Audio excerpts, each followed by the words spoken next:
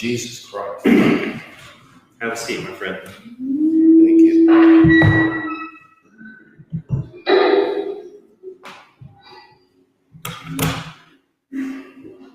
Well, I got to say, I thought this was going to be just a little conversation between you and me, but it turns into, I don't know, bad anger extravaganza.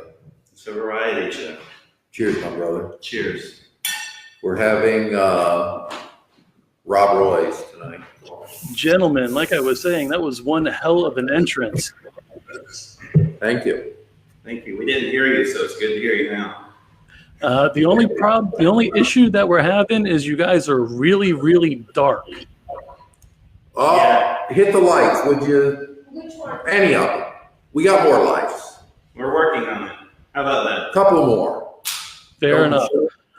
I saw Tyler bounce up and down once or twice, but I don't see him again. So he's going to be joining us shortly, I am assuming. Let's start this off like we normally do when we get guys like you on camera, because I wasn't paying attention. I was freaking out that you guys couldn't hear me. So first, Dan, what are you smoking tonight? An Asylum 13, a monster. Here, this is a normal cigar. Can you see that? I don't know if we can see that. I can't tell. That is an Asylum 13. It's I forget what they call this when they put two colored wrappers on. Anyway, this was given to me by my good buddy Omar in Texas when Ron and I were down there last fall. It's the last one I had. He gave me a beautiful selection of cigars when I was there. This is the last one I have from him, and I miss it. Anyway, it's delicious too, man. These are nice. You know, I mean, you don't run into cigars that big normally, but I'll take it. You may need to move your mic in a little closer. We can move, Mike. Hey, Joe, Tyler said he can't get in. He actually flashed twice, and he didn't give me a second to actually click on him. I actually saw him pull up on here. Ask him to try again. I can do that. While I'm doing that, actually, I can't do You want a that. cigar, Ron? I'm going to pass. I'm just going to enjoy the flavor of yours. All right. Enjoy my cognac. It's plenty smoked. Oh, you're having the cognac. All I'm right. having it. It's nice and smooth, too. Yeah. Ron with the cognac. No apple martini tonight. No apple martinis Hey. allowed. Bad anger. I lose my man card, I'm pretty sure. Yeah. See, Ron and I were talking last night, and I'm not allowed to tell Dan that I'm drinking Jim Beam and Diet Cherry Coke because I never hear the end of it. No, that's all right. Oh, it is? It's okay for you if I had that drink. Yeah, he's Canadian. I No, have the power of the camera. CW is Canadian. Joe's Floridian, right? Oh, I thought you were from Canada. Me, Canada. I'm originally from New York and moved down to Florida as a kid. Hey, all right. Now you're in Florida. All right.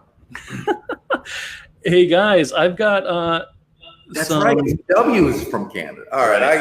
I'm And CW is going to join I'm us. all confused. It's all right. Thanks, Joe. No problem. What I'm going to do is I'm going to pull up. Are you guys close enough to the screen where you can see questions or comments? No, Or, I'm blind. all right. I'm going to pull some up because We can pull the camera in Yeah, if we have to. I can pull the If camera. that in. helps. you don't have to whatsoever if you're not comfortable with it. I was just one of the fun things that this program allows is to pull up questions on screen, and audience participation is so much fun when it comes to shows like this. Mhm. So let's see, we got Steve Gray drinking Sailor Jerry this evening. Cheers, guys. Cheers, Steve. He's Steve. a good buddy. Steve actually, Guys, did that graphic. Steve, I'm sorry. Steve did that graphic right back there, that long, tall one, the red one with the chainsaw. If you can see it. I am pulling up Tyler now. Okay, great. Hey guys, Tyler, I am gonna have to. My earbuds aren't connecting, and I'm at the Belco Theater here to see Dane Cook right now. All right. And it's loud. So Can you hear us? I can hear you. Unfortunately, I couldn't connect it to my AirPods. So I'm gonna just try to find a corner and see if I can talk to you guys here. No worries. It's a little bright. And folks, this is Tyler Shea Cone from the Texas Chainsaw Massacre, The Next Generation. And Hey guys, hey, good to see you, buddy. What's going on? you too.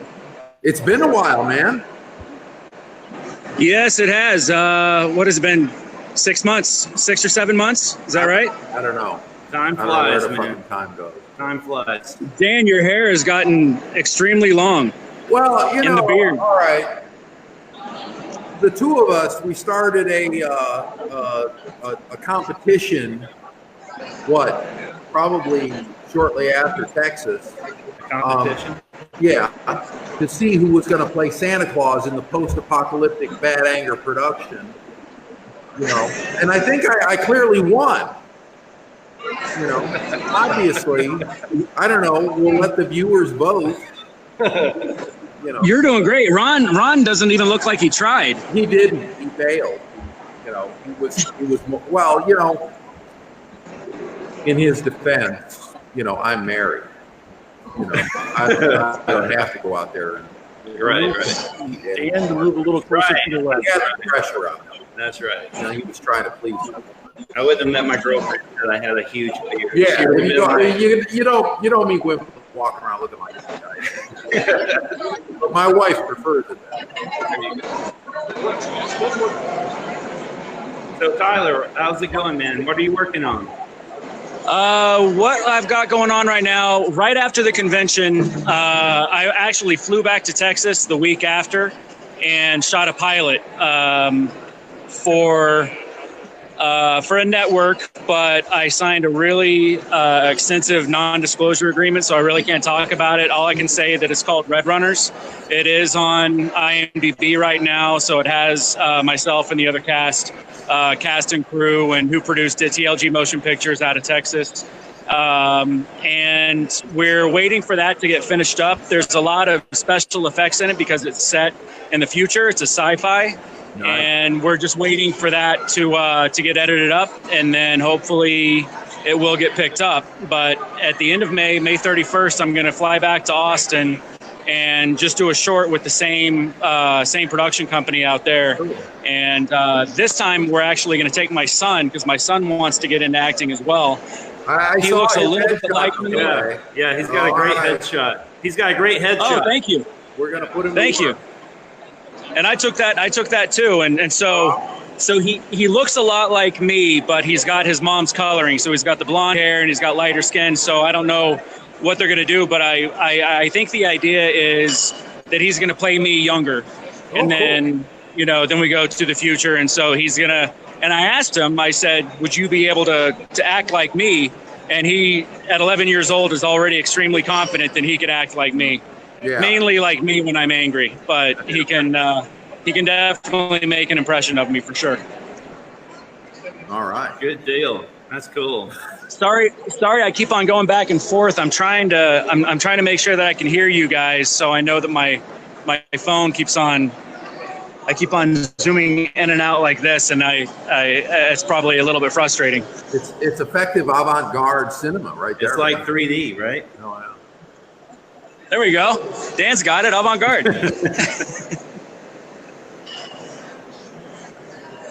So how about you guys? How's everything going over there? Oh, we're good. We're in the final throes of cutting our short. I talked to the editor today. She said, I'm pulling the plug on you. She's not going to let me make any more changes, but I don't think I have to. I think it's really fucking good. There were a few, hills to climb, but he looks good from the top, so I'm hopeful. Now it's on. Now I've seen some stuff from you guys. Do you know if I have seen this short, or has it been released yet? No, it won't be released on the web for probably, well, maybe before the end of the year. We'll see how it goes. Okay. All right. Yeah, our goal is to take it out to film festivals. Oh, yeah, good idea. And it's how long is it? It's a 20-minute. Yeah. Oh, cool. Okay. So long enough to get a good story in there, and excellent. Well, I can't wait to see it. I watched it today, and man, I don't know. Maybe it's because I wrote it. I get choked up when I watch it. But it's there. It's the story is there. You just have to Nice. polish it. Yeah. We're gonna send it off to coloring. I'm hoping this week.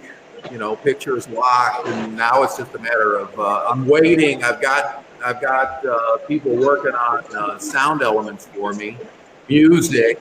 You know who you are. Anyway, I'm hoping that's coming. So you've got sound, Foley, and all that stuff still happening for it? Yeah. We're doing this for no money, so it's all Right.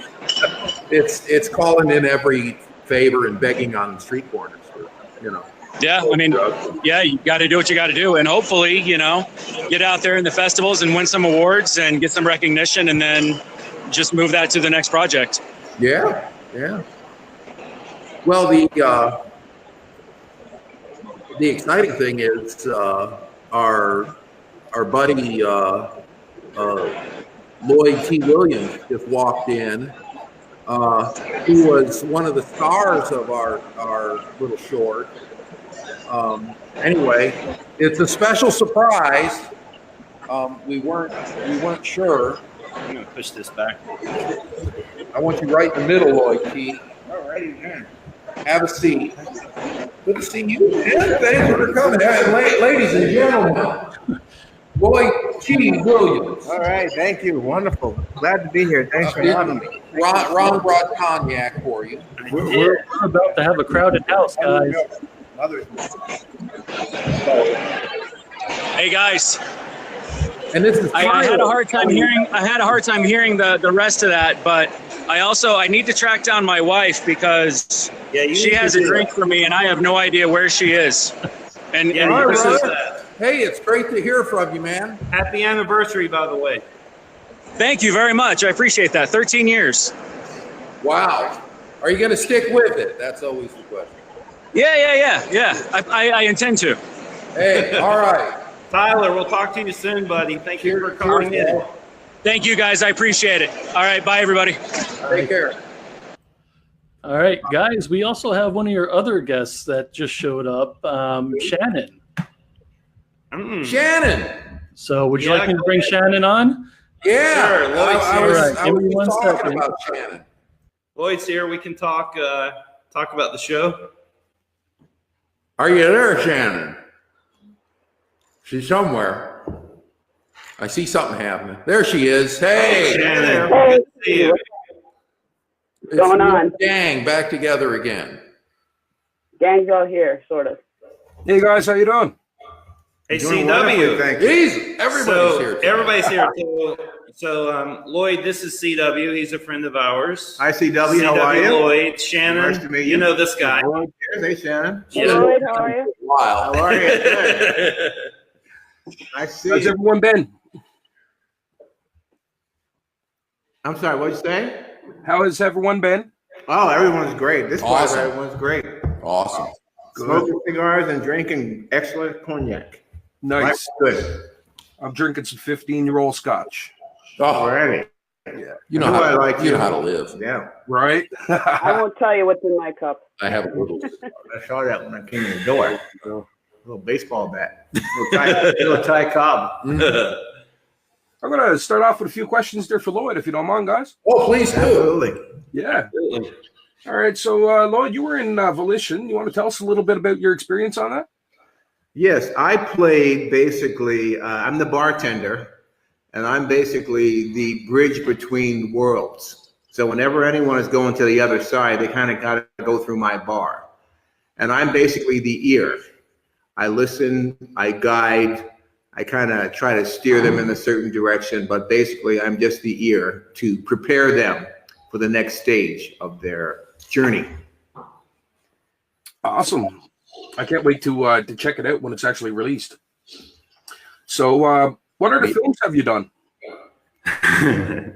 Myself, I'm sorry, what did you say? What other films have you done? The other movies I've done, you said? Yeah. Yes, I've done, let's see, projects like Bull Durham, Pretty Woman, Toy Soldiers, Comrades of Summer, Cotton Club, Taps, LA Law on TV, Law and Order, a lot of TV, getting them their gigs, you know, and I actually got to be lucky enough to be in Texas Chainsaw Massacre 3D with this little fellow right here too. Got to be running around the park in the middle of the morning with him. Wasn't it? That's where we met. Yeah. Great experience, a lot of fun, just hanging out. Nice. I You've done a bit of stage work too, eh? Yes, I'm a theater major, so stage is my forte. And dance. And dance and choreographer. Nice. Nice. Anything with the anything with the stage work stand out? Only in New York. I've done a lot of off-Broadway in New York and stuff at the Living Theater down on 42nd Street, Theater Row. But more of my theater experience is in New York City before going out to LA and doing the film business and getting whatever gigs I could get and being happy with them. Thank you. Perfect. Been a wonderful experience, meeting wonderful people and getting great experiences and learning lots of new things to put these cliches out there, but it's great stuff and it's very real. And I couldn't be luckier to have worked on this project, and I hope to get to work on some more with these guys. And look forward to it. It was great having you, man. Been a lot of fun. Loved it. Can't wait to see some more action on it. You know? We're getting forward closer. to seeing you in Volition. Yeah, it's going to be great. Thank you. Love it. So, Shannon, actually, you were the editor on the Volition. Still is. Yeah, and still is. How's the editing process going? The process has been unique. I laid down the law. I gave Dan a come to Jesus meeting today. I told him, Hey, you were ready to come to Jesus. I was. I came to Jesus, and I said, "Listen, I've got." Only because you cut a good movie. Thank you. We'll see. I said, "Listen, I want to get it locked. That's it. Enough tinkering and trying. I think we've got it. Let's lock it up next couple of days so we can send it out and get it colorized, and then I could start doing what I really want to do, and that's layering the sound. Because to me, that's really. I mean, I love editing. But sound is one of the most important aspects, I think, to any film project. And I really can't wait to get in there and just have layer upon layer upon layer upon layer of sound fill up this big 6-foot screen I'm looking at right here out of the corner of my eye. That's really what I'm anxious to get doing. Nice. Looking forward to it. Done. So what's no left? more. What's left to be done? I'm sorry? What's left to be done on the editing? I just some subtle things, just some subtle adjustments to sizes of we're down to the font is a little bit too big. Okay. Just 2 frames. a couple frames. Yeah, we're down to remove a frame here, add a frame there. I am a pain in the ass. I know that. But it's fun. I mean, and a couple of frames were yours, in all honesty. Okay, well. But it's going to make it stronger. I'm telling right. you. I mean, it all comes down to pace. And Dan was really good from the very beginning in pre-production, and Ron as well, and having this vision. And a lot of times people, I know myself, have a vision and they're not good at articulating it, or they don't have a good plan going into production. But he had a clear vision in his head, and he captured it when we were shooting and delivered on it. So when I got to put it together, it was there, and it wasn't hard. Nice. So how long did the filming take? About 3 days, right? God, I don't remember. It was a blur. It was about 3 days. Well, the actual filming took 3 days. The preparation took much longer, of course. Yeah, but we were working nearly around the clock. We fought all kinds of elements. Lloyd didn't have to You weren't with us in the woods when it was raining. No, I was not. We were in the woods at one point filming a scene, and we At the Circle Drive-In. at the Circle Drive-In in is it Scranton or is it close to Scranton? Yeah. Scranton. It's Scranton. Shannon Dixon City line right there. Yeah. So we're off and we're shooting this thing, and it's this comes a monsoon, and we had a couple of those canopies, and we've got the whole crew under 2 canopies in the middle of the woods. We had already set up the lighting, and so we have people out covering the lighting. It was great. It was fun. It was an adventure. Holding umbrellas over lights that aren't supposed to. Yeah, we're soaked, but the umbrellas are protecting the lights at all costs. And we're with our phones I tracking think the. Dan said something like, "This is why they have sound stages." Right. Yeah. And we were tracking the storm too, as it was to see how Right, long it right. was in real time. Right. And hoping that it would stop raining. And it did. And I think the payoff was just like in the beginning of ET, where everything is, all the vegetation is wet and moist and all that kind of stuff. I think it paid off because the cinematography, I think, was even better because of everything was wet. I think it looked great. Yeah, I was watching Jackie Brown the other night, and there's a street scene where I think it's where Robert Forster drives away from dropping Jackie off at her apartment, and the street is wet. Yeah. And I thought to myself, when the fuck is the street ever wet in L.A.? Right. They must have fire trucks out there. Exactly. It But looked beautiful. It's just a beautiful. Yeah, job. it pops everything out more. So that They was need cool. wetness. Anyway, I got off on a tangent. Yeah, that's all right. This is a night of tangents, I'm afraid. Oh, we got a question there from Steve Gray. What you drinking, Shannon? What I'm drinking now is coffee, but I usually drink Jameson. Cheers. Cheers, Shannon. Probst. CW, what's in your cup? That's a 15-year-old French cask single malt.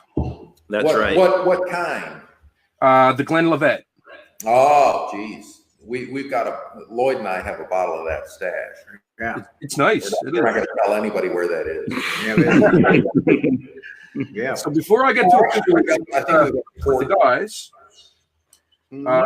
Is it 15? It's 15, yeah. All right. what was it like working with those guys? It was amazing.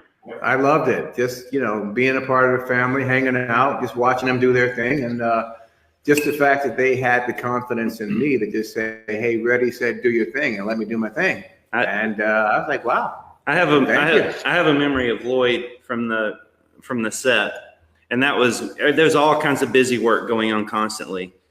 And I would look over at this guy, and he was reading his lines, almost like all this busyness is going on around him. He's like, fuck you guys. He's like, he's reading his script. And when he came on, he just nailed it. He was prepared. Interpretation. Which was really you got to good. get it right. Interpretation. Yeah.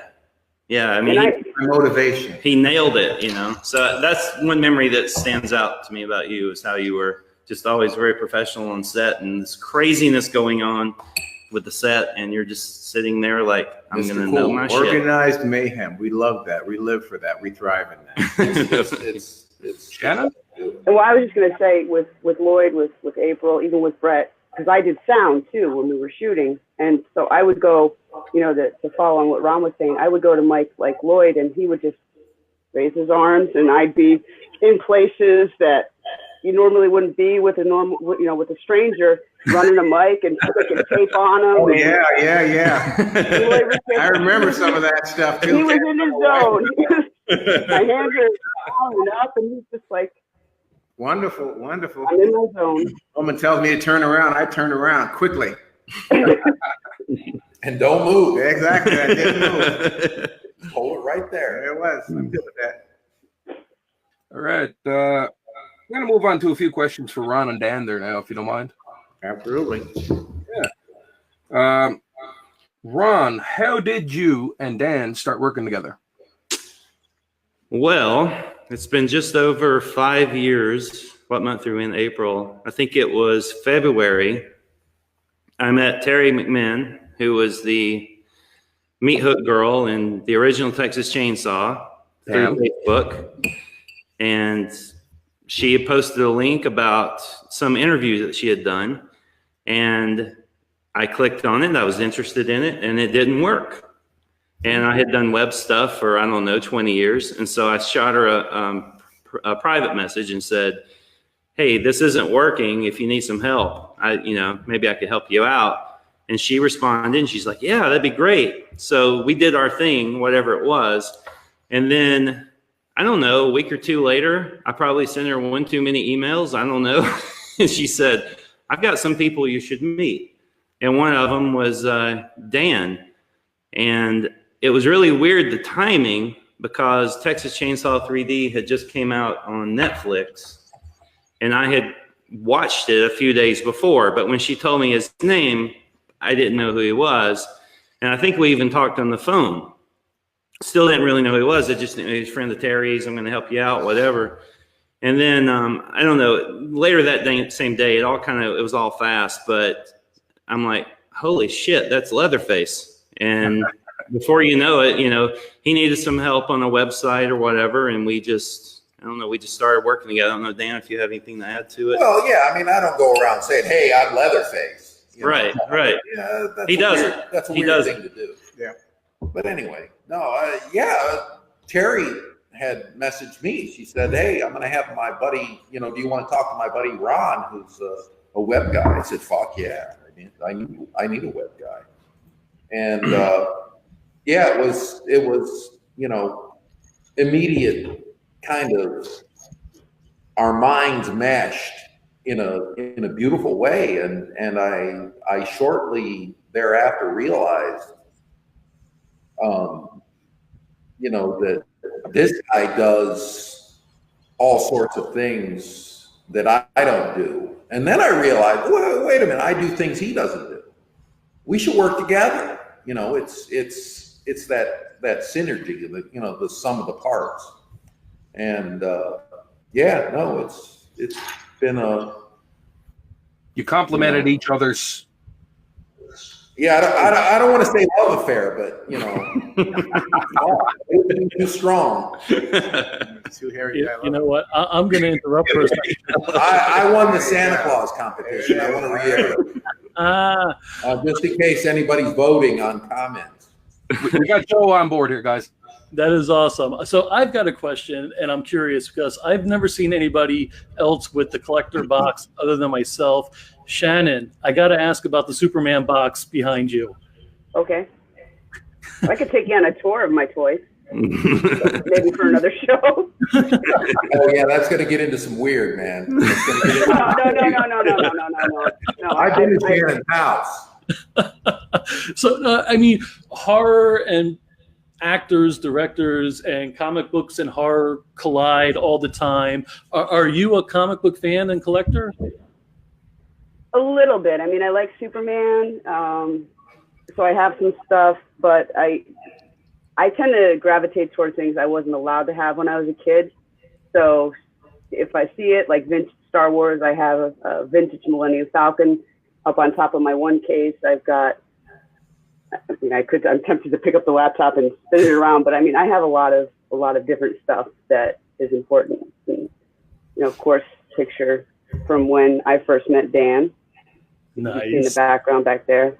He came to an event that I hosted, was a guest, and that was how I met Dan. So horror and comic books, and I like to go to toy shows. I'm a big kid at heart. That is awesome. The two worlds constantly collide. Oh, wait. Look at back. Oh, Slimer. Oh, yeah. Slimer, that is awesome. Well, that's fairly new, isn't it, Shannon? The Slimer? Yeah. Yeah. Yeah, I just got that's fairly recent. February. That's awesome. Very cool. I didn't mean to interrupt, but the Superman stuck out like a sore thumb. I don't know if you can see behind me. I have Superman stuff. Yeah. So I had to ask. I'm sorry. I wore a Superman tie Friday to work. So that Superman is the cat bath. Nice. All right, I'm going to bow back out and let you guys do your thing. Oh, wait. Real quick, though, because now I'm curious. Christopher Reeve Superman or? Christopher Reeve, 110%. Well, okay. There you go. And he was created in Canada. All right. Right on. We now bring you back to your regularly scheduled program. Yeah, that Slimer is pretty awesome. So, Ron, I've heard you have a script written for a future project called The Salem Coven. Can you give us some teasers about that? Scary stuff. Love it. Oh my goodness, what a name. Yeah. Salem. We have another visitor back here. This is nice. Barnabas. Can you see Barnabas? Yep. This is Dan's new dog. Nice. And he's being this is awesome because he's a little shy. I can barely see him from here. What breed, Dan? He's a coon dog, He's a coon dog. Nice. which is not racist at all. You know, he had to say that, but you didn't have to qualify it. So I'm now sorry. You get people thinking. No, I love it. All right. I didn't want people to get the wrong idea. I don't want people to get their wrong idea. That's all right. He's Keep a on coon going. dog. That's a coon dog. You know, That's it, right? he can't help it. He can't help it. He loves it. No, he's a good boy. Checking everything No, out. he was kind of a, I don't know, not a rescue. We didn't rescue him. Actually, some friends rescued him, and he's been bouncing between homes for a while. And anyway, he settled Hopefully here. this is his last one. What's that? So hopefully this is his last home. Yeah, no, we love him. He's This a good sweet boy. dog started yesterday not coming anywhere close to me. And then over a period of a day, now he just comes right up. It's great. Yeah, it's helping him out a lot. He's Yeah. a good boy. Yeah. He likes show business. apparently. Yeah, he's we didn't know that about him, but you it's know, great. My parents didn't know that about me. No. Well, I'm sorry. While I'm sorry, Mixing water and Stephen, drink, you had a I want to talk about. You had wanna a talk question. A little bit about the Salem Coven. The Salem Coven. It's a script that I wrote. It took me about 2.5 years. I'm not going to say to complete it, or Dan would probably throw something at me because I know it's never complete. But it's something I'm really proud of. It's a story about the descendants of the Salem witches, and they're still around, and the descendants of the Salem accusers, who are still around, and they're still very much, the accusers are actually, convinced that the Salem witches were evil and bad, and doesn't matter that the charges were overturned and they were all acquitted. They're still after them. So a couple 100 years later, 300 years later, they're still after them. So I wrote it as basically as a trilogy, and I've completed the first one with an asterisk behind completed because this guy's going to give me He notes. sent it to me for notes, and I still haven't printed it And out. Shannon, what's it like when Dan sends notes? It's never done, right? Well, So, yeah, Dan's notes, for Volition, for editing, are sometimes very much on point and spot on and don't need interpretation. Other times, they're so vague that they can go off in 17,000 different directions, and that's when I call. And I pray as I'm dialing that he will answer, because I really need him to get back to being spot on. So, his notes could be.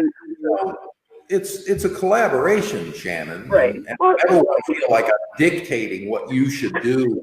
I know your facet of the art form is something I can't do. So Yeah. I rely on you. I don't want you to feel like I'm dictating. Well, no. And everybody needs to realize Dan is not, and Ron, I don't know if this is how you feel. He's definitely, what he's saying is true. He is not a dictator. Even when he was directing, to watch him, he's so calm and he knows what his vision is, but he's receptive. And Lloyd, having worked with him, I'm sure you can chime in too and maybe, agree. He's like, he gets you to see and to experience what's in his head in some magical, mystical way. Mm-hmm. that it's mind-blowing. Telepathy, and he lets you go. That's what I love about him. He brings it in. He says he has the confidence to just say, okay, you got it, do it. And I'm like, you sure? He said, do your thing, man. And it's wonderful to be able to go and see where it goes. He has a way. He has a way of making you get to where you need to be and believing in yourself. He really does. And that's, I think, is a testament to I he as a warn director. you here, don't make Leatherface blush. It's not a good That's idea. all right. Let's see it. You know? Don't do it. Shannon, can I ask you a question just quickly? I mean, Sure. just to talk a little bit about the train. See, I didn't get a chance. I wasn't in that scene, but I loved watching it and seeing the lighting and all that. How is that looking? I can't wait to see the scene with the train. I'll show you the cut before you leave. Okay. Train. Yeah, you're gonna love it. It was that exceeded my expectations. I was so amazed that we pulled that off. We had to work, man. I mean, and that's why, you know, movie making is a completely collaborative effort.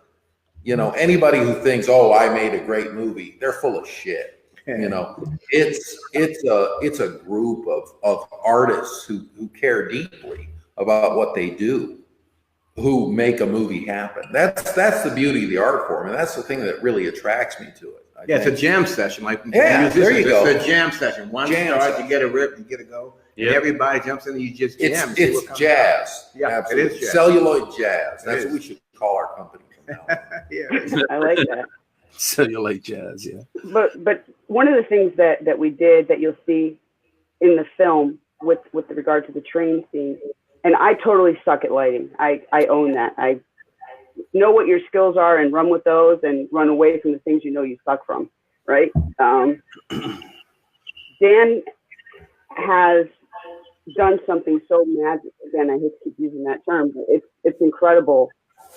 The effect that when you see it, I hope you appreciate it as much as I did putting that scene together, Lloyd, and everybody else. But I had the ability to see us do that in production and then have that to work with putting the scene together and then working with Dan to execute not just the pacing of the scene, but to try to capture the emotion that was written in the script and then bring that to life. And that the whole thing, I think, is going to play great. And again, I can't wait to get to the sound portion, to that layer of this process and really start having the sound move from one part of the screen to the other and to have that whole element added to just really enhance what he's done so far with what we've done so far with the project. Thank you. Yeah, we should probably actually, you know, a lot of people contributed to make that project happen. We should probably send them all the script because it's kind of cruel to talk about this stuff, and they have no idea what we're talking about. No, You that's know? true. That's true. We lived it for so many you know, months. maybe we'll get on that. I don't know. I can't wait to see it. Yeah, have you read the script? I haven't. I mean, if you want to gracefully send a copy over or a screener, I don't mind I don't mind signing a NDA. Yeah, maybe you'll see, you know, what we're talking about. But Yeah. it was a magical moment when that happened. You know, in the process of making the thing, I knew what I wanted, and you know, we had a ragtag crew of enthusiasts. You know, Amen. Yeah, to that. Lex. certainly not professionals, but you know, everybody, you know, busted their asses, and there were basically the element of the movie is creating the fires of hell with, you know, lighting tricks and shaking branches. Well, see, that's what I was alluding to, and I didn't know if you wanted to give away your secrets or not, Dan. Yeah. Lights and shaking branches can do marvelous things on the inside of a train. Yeah, it's the essence of movie magic. Yeah. We take the audiences to the depth of hell in the movie. I think. I don't Nearly. know. I just watched Nearly. the cut, and you know, it's there. I think the soundtrack is going to sell it, Shannon. So there you go. I'm throwing it Personally, out. I can't wait to see Lloyd as what I don't know. I'd kind of call it like the gatekeeper, shall we say? Yeah. Yeah, there you the go. bartender, Right. gatekeeper, you know. Yeah, right. Pretty cool. I'm really looking forward to that, Lloyd. little bit of humanity, a little bit, you know, a little bit of, you know, when I was sad to see Brett leave, you know, I kind of like. Yeah, you really feel that moment. Yeah, You'll it's see like, it. Brett has to leave. It's like, well, I'm going to miss you. I You miss want- you around here. You want him to stay. Yeah, I wanted him to stay. Hang out with me for a I minute. enjoy your company. Yeah, he said, I enjoy. Because you're your hanging company. out for eternity. Yeah, Yeah, And this guy walks. It's like, This come on. guy walks in that you like really enjoy his company, Yeah.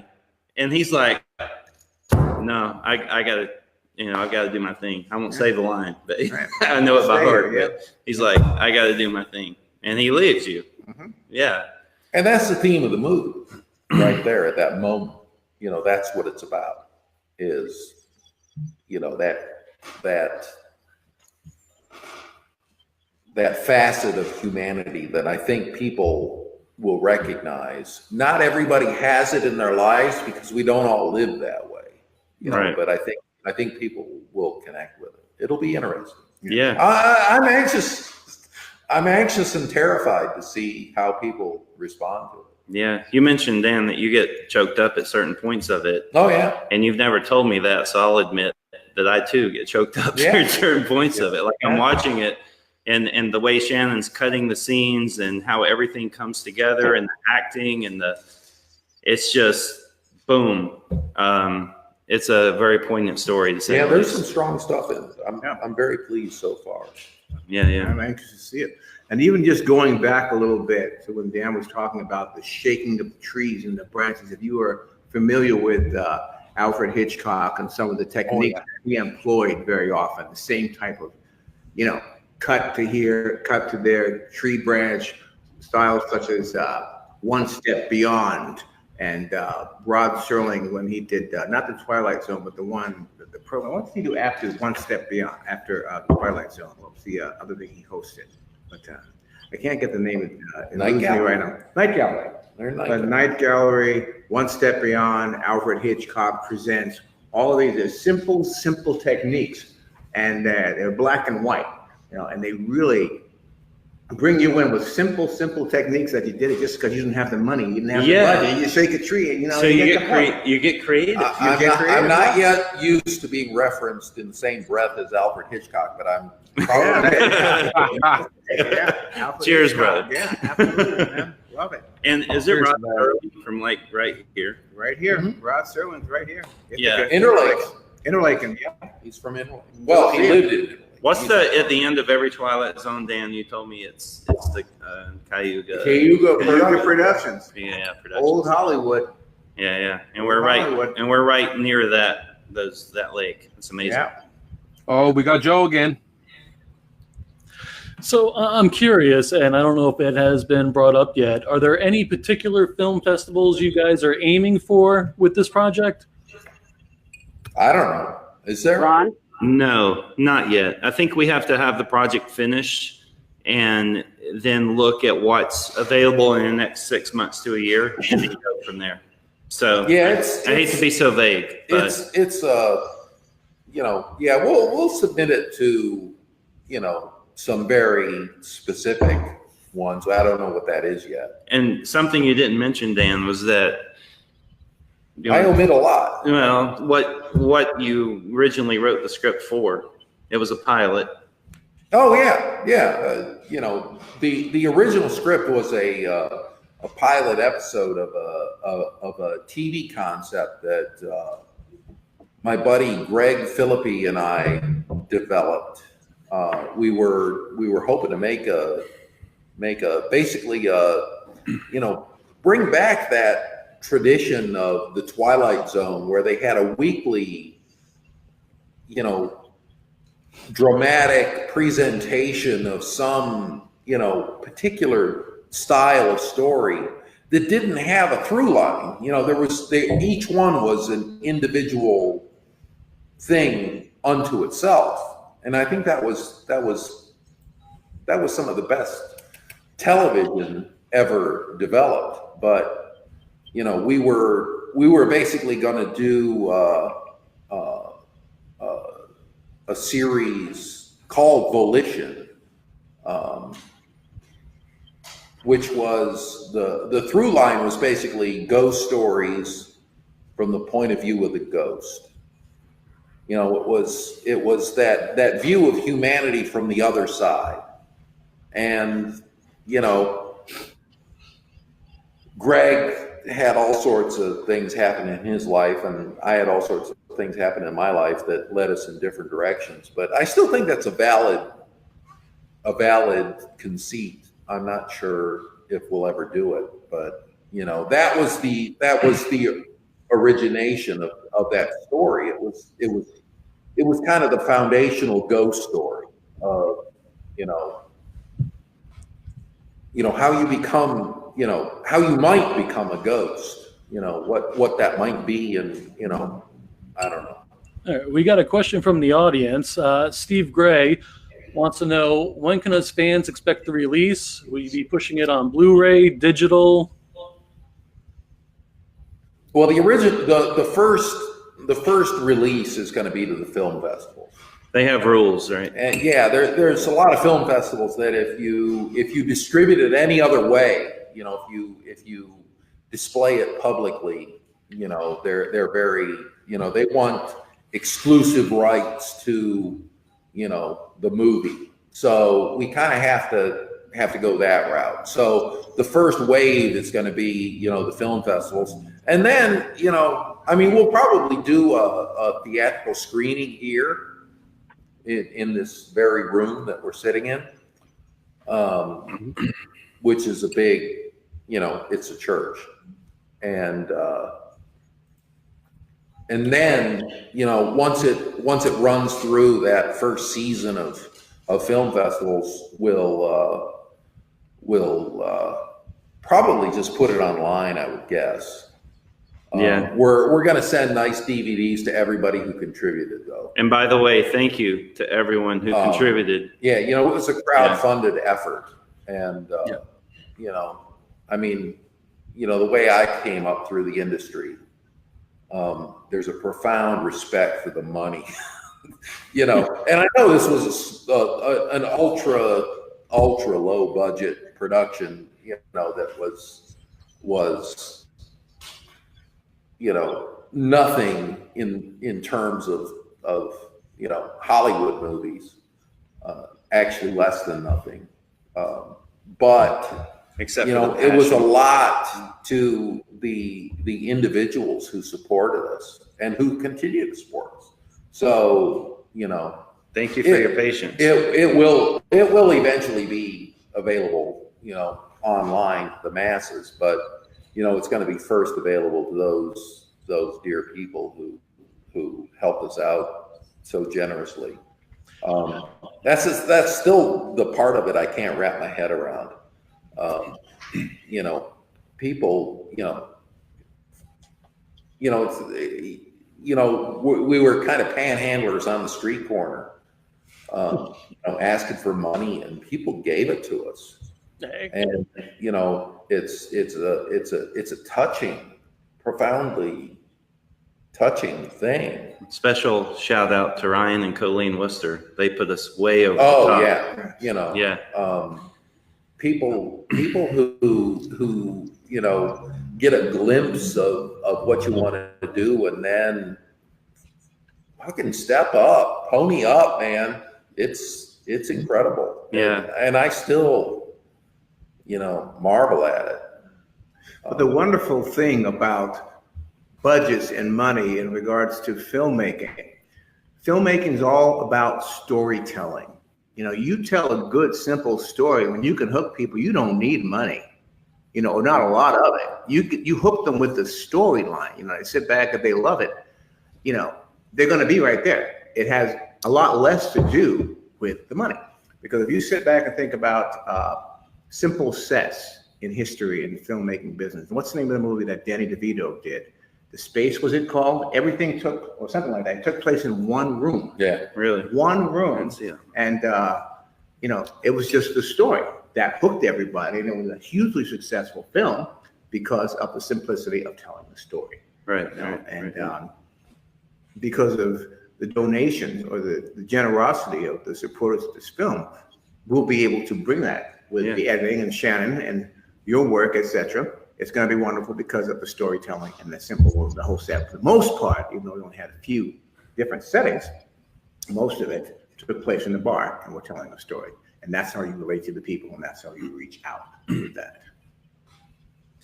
All I right. hope you guys know too. If it's ready to roll for October, I'm more than willing to help out and screen it at NL HorrorCon for you guys.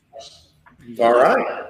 Thank you. We were Thank you. CW. We were talking about that today or yesterday. The days are running together, but yeah, we'll be in touch. Yeah, I mean, if you guys want to do that, I'd be grateful, and I'm on board with that idea 100%. Maybe I could probably get you guys on a Skype call, put it on the projector on the big screen, just so people could meet you guys, and understand who Bad Anger Pictures is.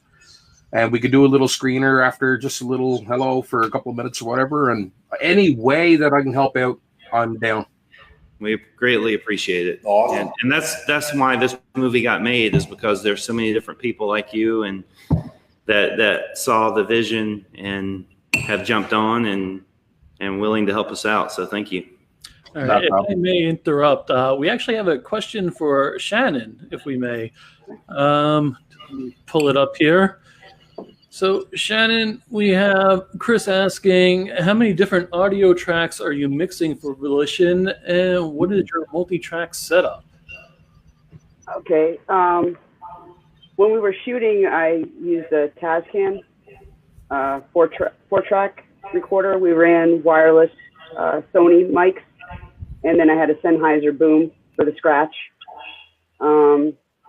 Edited the project in Final Cut because that's what the colorist preferred. So what I'm going to do is dump out of Final Cut, and then I'm going to be doing the soundtrack. Yeah. Let me try again. Good thing I'm not drinking Jameson, right, guys? I'm going to be doing the soundtrack in Adobe Audition. And I don't know how many layers I'm going to have, how many tracks yet. I mean, you start with the principals, then you have your sound effects, you've got your score. I mean, it just depends. I don't know until I get in there. And I'm sure at some point the roles will reverse and both Dan and Ron will say, you're done. And Shannon, do we also have any good, you know how poignant a good train whistle or a boat whistle, horn, etc.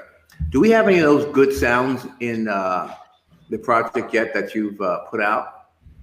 We have that I recorded actually of the train that we were blessed with to use. Then I have, of course, from different sound effects services that I subscribe to that we were able to use that were done Foley. And that we can always, if those aren't up to my standards, Dan's standards, Ron's, I'll go up to Steamtown. I'm located in a place right next to the Steamtown National Historic Site. I can go and spend a Saturday playing with trains, riding the trains, and getting more real sound if I need to. Whatever it takes. Yeah, and as focused as we all get on the picture, the sound is the emotional life of the movie. The sound, the music cues basically tell the audience how they should feel about what they're seeing. Yeah. And it's it's the true artistry. What I've done now is, in the cuts that I've been sending, is I've been putting in more and more of my ideas for how the sound's actually going to fall, and I keep sending the links. Put your headphones in, listen with headphones, because I don't do the mix in Final Cut. I'll do the mix in Audition. So the sound that they're hearing is not mixed, it's not blended, there's no directional flow to it or anything. It's really wild. So to get the idea of little nuances with the subtleties of the rain, because it's raining. Yes. Right? So Yes. the little emotion of the rain has an emotion. And that's important to the narrative, right? So things like that, the intensity levels of a raindrop or the subtle sound of the wind in the distance, and a thunderclap at the right time, and what type of thunderclap is it, and so those little augmentations. I'm burst. I can't wait to play. That's why I've got to watch the visual so that I can do that. We're like 3 frames away, right? Sorry? 2 or 3 frames away until you can start playing with sound. There were like 4 notes today. She's almost done. I could go get the envelope. There's a couple more than 4 that I scribbled notes on, but yeah, basically. I don't know. I may have expounded on some, but they boiled down to 4. A buddy of mine that went to film school actually you have to be aware of the tangents. A little while back. This is something, Shannon, you might be able to make a comment on. You'll be fine. Okay. You're doing great. When you're doing up to like audio, edit number 4 or 5 or 6? 100? No, it's like, well, you may have got more emails than me, but I think there's 5 or 6 edits I've seen, and each one gets tighter and tighter. It's really good. Yeah, that's about where we are. I love the ending on the last one. There was one. Well, I've got to do some matte work in that, but I'm sorry, CW, you were starting to say something. Yeah, a buddy of mine pointed out he went to film school. I don't know if CW's there. I see a black screen. Uh-oh. Did we lose somebody? No, I'm here. Well, I have a question that might seem obvious, but I'm not sure. Will this film be in color or black and white, or Color. a combination of both? It is color. It is color. You had mentioned at one point. I toyed with the idea of just going black and white, but I don't know. Or I think it was the both at one point. Yeah. Yeah. I wasn't sure how that would work technically, and it was more transition of frame rates in the middle of a movie. I don't know if you can do that. Yeah, you had talked about going from like a 60 frame per second to 24 frame per second type of, or even 29.97 to 24. but speeding up and slowing slightly. Yeah, I didn't know how that would work. Anyway, I didn't want to make your life worse than it already was. So say We did play with some frames. I played with some frames back in the beginning. Yeah. I'll leave that. Guys, if I may bring something up, and I wanted to bring it up a little while ago, one of the actresses from the movie, April Love, has been here the whole time. And April is... Why isn't April on? That's what I want to know. Oh, I don't know. Cheers to April. I don't know either. Also work with I April. can try to send her a link. Wonderful. I don't know if April's prepared to be live right now. Well, she's a professional. I know that. Yeah, If yeah. I know anything about April. And I know we have 10 minutes to kill before our next guest is here. So She can handle anything you throw at her. I know that. I'm going to bow out, and I'm going to try to send her a link real fast. And all right. let's see if I can get that done. So April, it'll be great to see you if you want to come on board. bear with me one moment. All right. Before I get to a couple of questions I for think, Dan, I'm going to mention something to Lloyd's in for the duration. Now. Yeah, he's starting up I can another. hear me. Going down. Yeah. Okay, sure. What's up?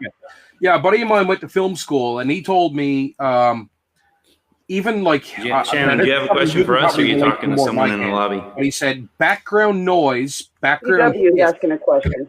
Oh, As CW an went editor, completely black, his screen.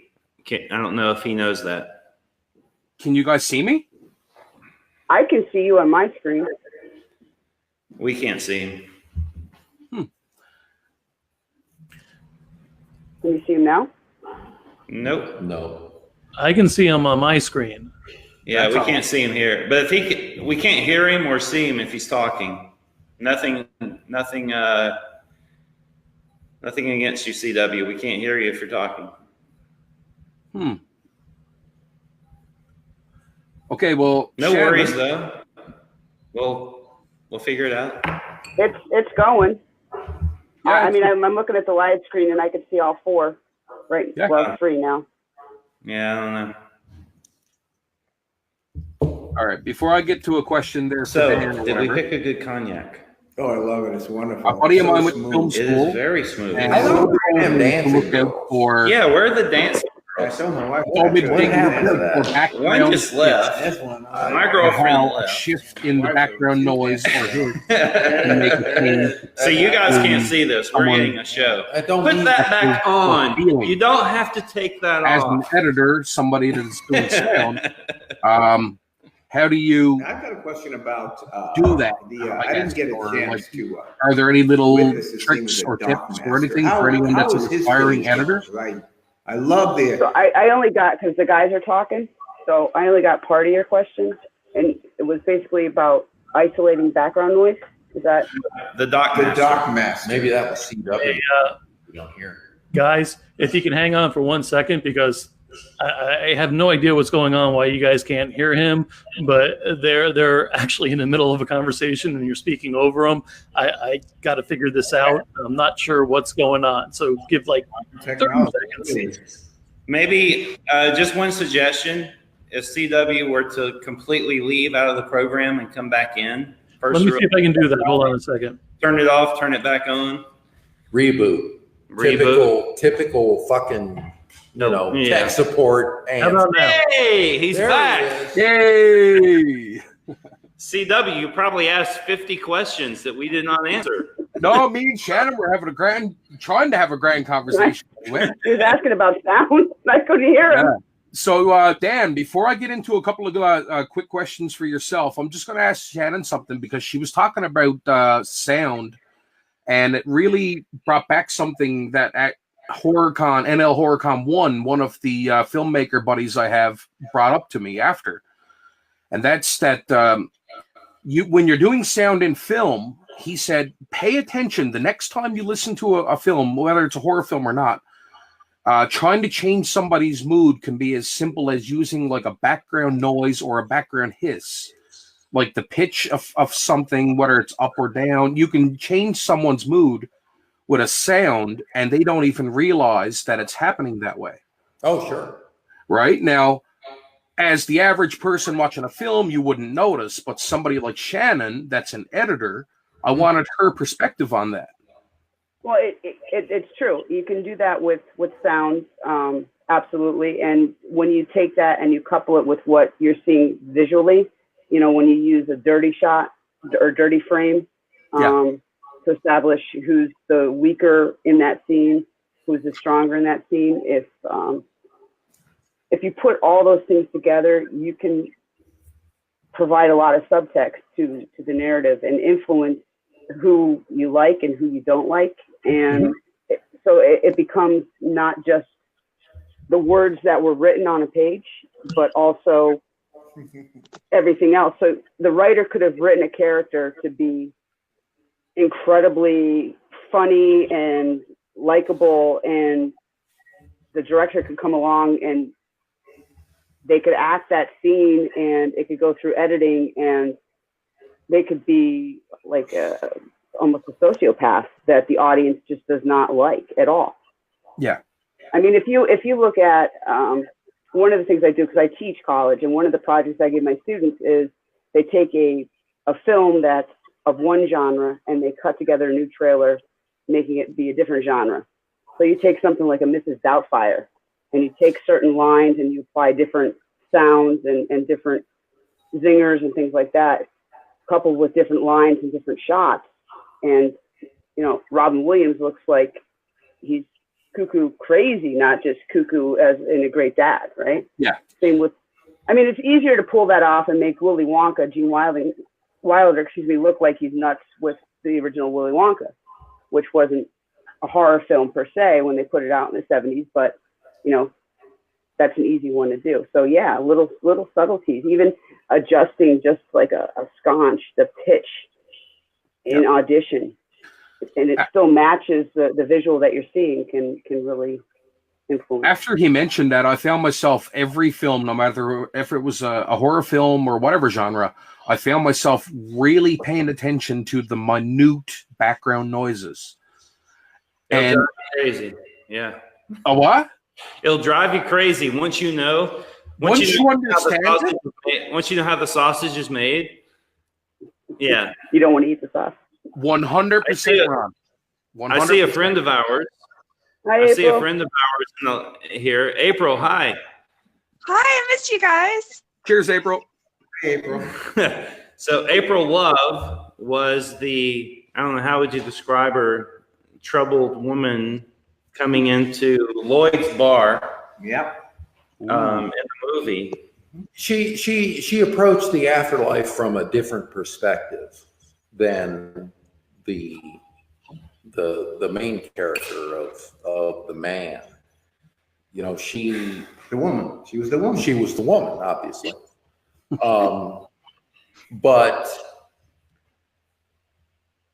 while he was what we would all recognize as a horrible sinner, she was a devout, always towed the line, devout Christian woman who was obviously going to make it.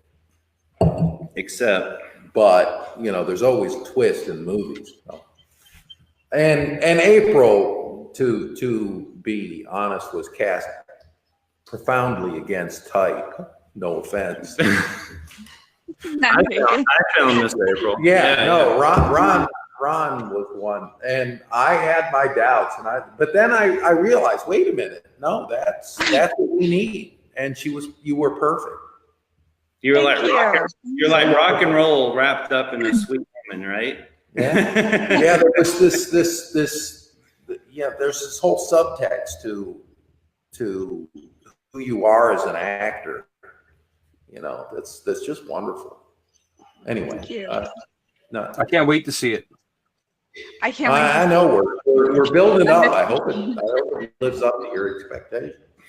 Yeah. Like I said, and to get back to your point about soundtrack, I used to be involved in this acting school, and I used to tell young actors, you know, go ahead, do your greatest, most, you know, profoundly emotional, heart-wrenching monologue you can do, and I will shoot it. I will take the picture of it and record it, and I will make people laugh at you. They will laugh about the horrifying aspects of what you're portraying on the screen with fart noises and funny music. You know, it doesn't, you know, you can, as an actor, you know, you have to be, you know, you have to bring it. One of the wonderful things that I saw in what we did in Volition, there are these moments where Brett is doing one of his monologues, and he just has a hand gesture that he does during the monologue. And you know, when you make a movie, you shoot it from different angles so that you can edit it together. And he did that very specific hand gesture at the exact same time as every take. So from different angles, he did the same gesture so you could cut it. If actors could learn that, Yeah. I mean, you know, that is the craft of acting in movies. I don't know why everybody's all worked up about, you know, being able to cry on cue. there you go. One of the things that I noticed and I really enjoyed about working with April, going from just the very first reading that we did on the porch, I and remember then that. talking, you know, that Yeah. was a really special time, just sitting down and reading and feeling each other out and getting to know each other. And the rest of us have spent a little more time in the business than April did. And so to see April develop from basically an ingenue, which is kind of sort of what she was at the beginning, Yeah. to sit at the bar and see her in the corner and watch her develop from the beginning of the project That's to true. the end. That's true. And what you see on screen of what she goes through in this movie is, She's so agitated. It's the, whole- hard. the smile that she has on her face right Yeah. now is not what you see in the movie. No. She is not happy Oh yeah, no. in the movie. Yeah, and being the bartender, She is being tormented. body Yeah, to it was to one world and the other world, and to see the way she developed from the beginning to the end of the scene, and the comfort, and to watch her develop through the project was pretty cool for me because she was no Yeah, further than I don't think 2 any. feet away from me. So when she was doing her scenes with Brett, I got to look down everybody's throat throughout the whole time and see it develop and to watch it go from the beginning to the end. Yeah, I don't think any character in the movie has a greater arc than her character. Big, she goes through the most in the movie. The man is who he is. Yeah. And he has his doubts and he has his regrets and he has his things that he wrestles with in the movie. But April's character, she kind of figures it out in the midst of the movie, which is kind of cool. And but I have to say this, we'll maybe leave with this. We don't know what happens to her. No, we don't. No, it's a cliffhanger. She is that sure. And it's like, well, And that is left up to the viewers to decide. And Dan and I have had multiple conversations about what happens to April, and we still don't agree. No. And we never will. I do have one question. We will all learn the answer in the afterlife. You always have plenty of time. All right. I do it. So I know it's 9. Joe's not here. I'm just going to play producer. It's 9:45. I know we have somebody waiting in the lobby. So we're going to have to say goodbye to about 3 of you guys. But as soon as Joe gets back, he'll make the transition. April, we didn't let you talk. How are you doing real quick? How are you doing? I'm doing great. I miss you guys. I can't wait to work with you again. And thank you for including me in this. And Very gosh. Yeah. Then check, April, check the message I just sent you on Facebook, if that's true. You got it, girl. I miss you too, by the way. You're fantastic. Good to see all you guys. Keep in touch. All right, Dan, can I run 2 quick questions by you, bud? For whom? You. For Dan. Oh, go Okay, ahead. wait. Let's see what happens. Joe, do we have anybody in the lobby first? No. All right. So Eric, if you're watching, you're not in the lobby yet. I'm going to run 2 questions by Dan right quick if we got time. Go ahead. I'll try not to lie. All right. The last time that we talked, I interviewed you, and I never had a chance to actually ask you about this. I should have. In the ending scene, or towards the end of Leatherface, the Texas Chainsaw, in the Leatherface beating scene, I heard that you never used a stunt double, that you actually took that yourself. Is that true? That is true. Yeah, that was a particularly brutal scene to shoot. The whole thing where they chain him up and they're going to drag him into the meat grinder. Yeah. I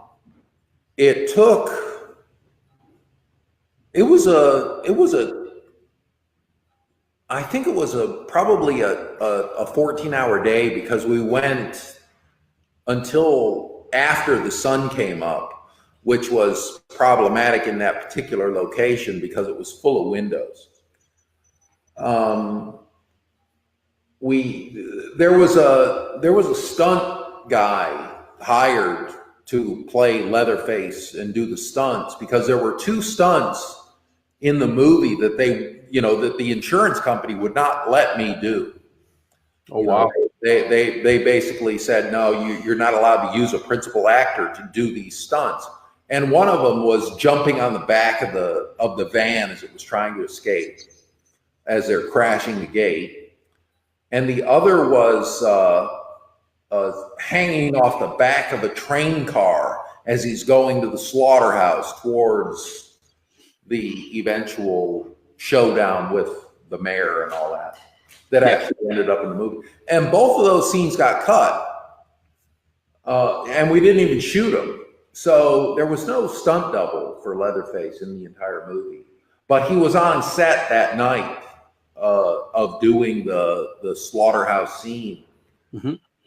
And we were in about what must have been somewhere between hour 8 and hour 10. And it was, Paul Ray, bless his heart, was beating me with a prop pipe. We had a length of what was supposed to be, iron pipe. Mm-hmm. It was actually a 1/4-inch steel rod, that they made a rubber pipe around. And so he was beating me relentlessly. And after about 4 hours of him trying to pull his hits, because that's harder than getting hit. When somebody is trying to not hit you, it's physically harder. And he had a bad back, and he blew his back out bad. He was in such pain in that scene. And so, he was trying to hit me. And I was getting, I was turning red on the one side where he kept hitting. Yeah. And they said, well, maybe we can put a pad under there or something. And early on in the process, somebody, I think it was my buddy, observed that I must have really pissed off the wardrobe lady, because she did me no favor. And she, the wardrobe shirt with little butterflies on it. And so there was no way to hide a pad under it. I said, well, wait a minute. If we put a pad, isn't it going to show? Yeah, it's such a light shirt. There's a good chance. I said, if we're going to shoot this thing, let's not compromise it with a pad that we might, not be able to use half of what we shoot. And so it went on, and they had to shoot it from, I don't know how many different angles. And they did like 12 takes from the same angle. And I kept thinking, fuck, why don't we change vantage points, at some, and anyway, it was a nightmare. And so it was hour 8 or hour 10. They came up to me and said, do you want the stunt guy to come in? And I said, I can't ask somebody else. It wasn't like a stunt. It was just miserable. Right. And, anybody can do it. Anybody can take a beating. And so I don't know, I just didn't feel comfortable asking somebody else to take my beating for me. And so, I continued on, and it wasn't that big a deal. It wasn't, the next day, I started to turn black and blue. And by the fucking third day, I mean, my whole side was just bruised. It was ugly, but not painful. It was one of those things. It was weird. But yeah, no, I forget the guy's name. I wish I could remember his name. The stunt guy? Yeah. Because he was a real nice guy. Nice, he was. Was he your size? He was my size. He was 6'6", redhead. He was an Irishman, I believe, which I respect. Being an Irishman myself. But anyway, no, I couldn't ask somebody else to take my beating, because that's all it was. It was just uncomfortable. It wasn't like, oh yeah, no, you can't do that. No, it's dedication to the character. Whereas, jumping on the back of a moving van, all right, yeah, I can see why they wouldn't want me to do that. But insurance. Yeah, those were the kind of things. But anyway, he was there, and he was in wardrobe. He was ready to go, but I look at it as your dedication towards the character.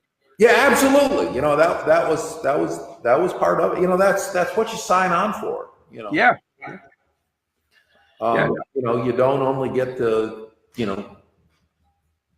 drag the girl by her hair and all the fun stuff. Yeah. You got to take your licks, Yeah. That's just how it goes. They're going to keep on. And this one here is a little bit more lighthearted. I heard on the way back from a convention in Niagara Falls, a little birdie might have told me that there might be a road trip story you could share. I was that birdie, huh? Maybe. I don't know. All right. What was the road trip? We'll try to make this quick because I know Erika Ervin's trying to get in. So we were on our way back it was November a year ago. We went to Niagara Falls. Yeah.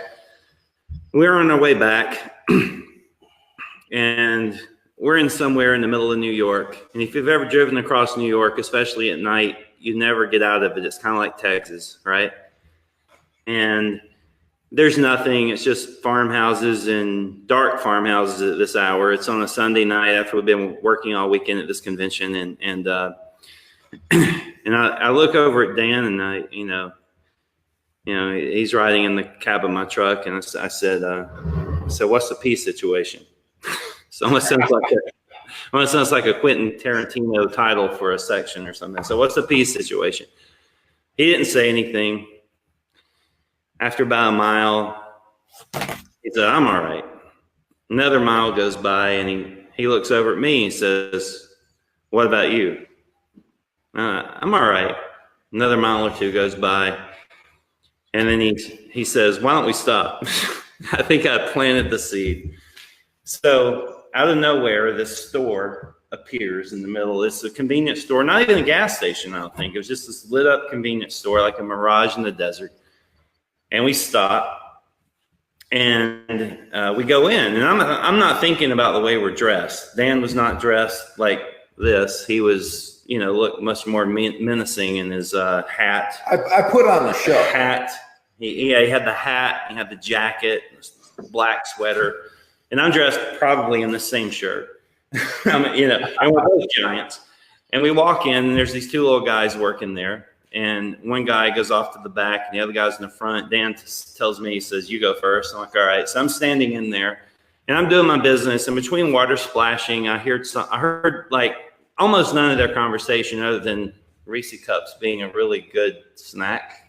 I never asked you about that. Common. Anyway, so I come out. Dan goes to the back. I get a drink, and I come up to the front, and I'm paying for my stuff, just minding my own business. And the guy said, I got a question for you. Have I told you the story before? No, but I like the lead in. The lead in is good. Yeah. So I said, all right, what? He said, and he was dead serious. He looked at me, he tilted his head, and he said, you guys are killers, aren't you? And I'm like, what? And I'm like, what? We're tired. It's been a long weekend of, convention food and stuff. And I'm like, being charming. And Dan's in the back of the store. And so I did this over my shoulder with my thumb. I'll never forget it. I said, did he tell you who he was? The guy's like, no. Who is he? And the guy's like, now getting alarmed. Like he thinks, shit. If I just asked the goddamn question, right? And I said, never mind. He's like, dude, you got to tell me, who is that? And I'm like, well, that's Leatherface from Texas Chainsaw. And he's like, get the fuck out of here. I'm like, no, it's true. And so he punches in Dan's name into Google machine, and the picture comes up, and I saw the picture on his phone, and it was dead on you. And you walk up, and about the time Dan walks up, I said, Dan, I blew your cover. And Dan's like, I don't care. And the guy's quizzing him now, asking questions that only this guy on the Google would know. Anyway, he comes to the conclusion that it's actually Leatherface.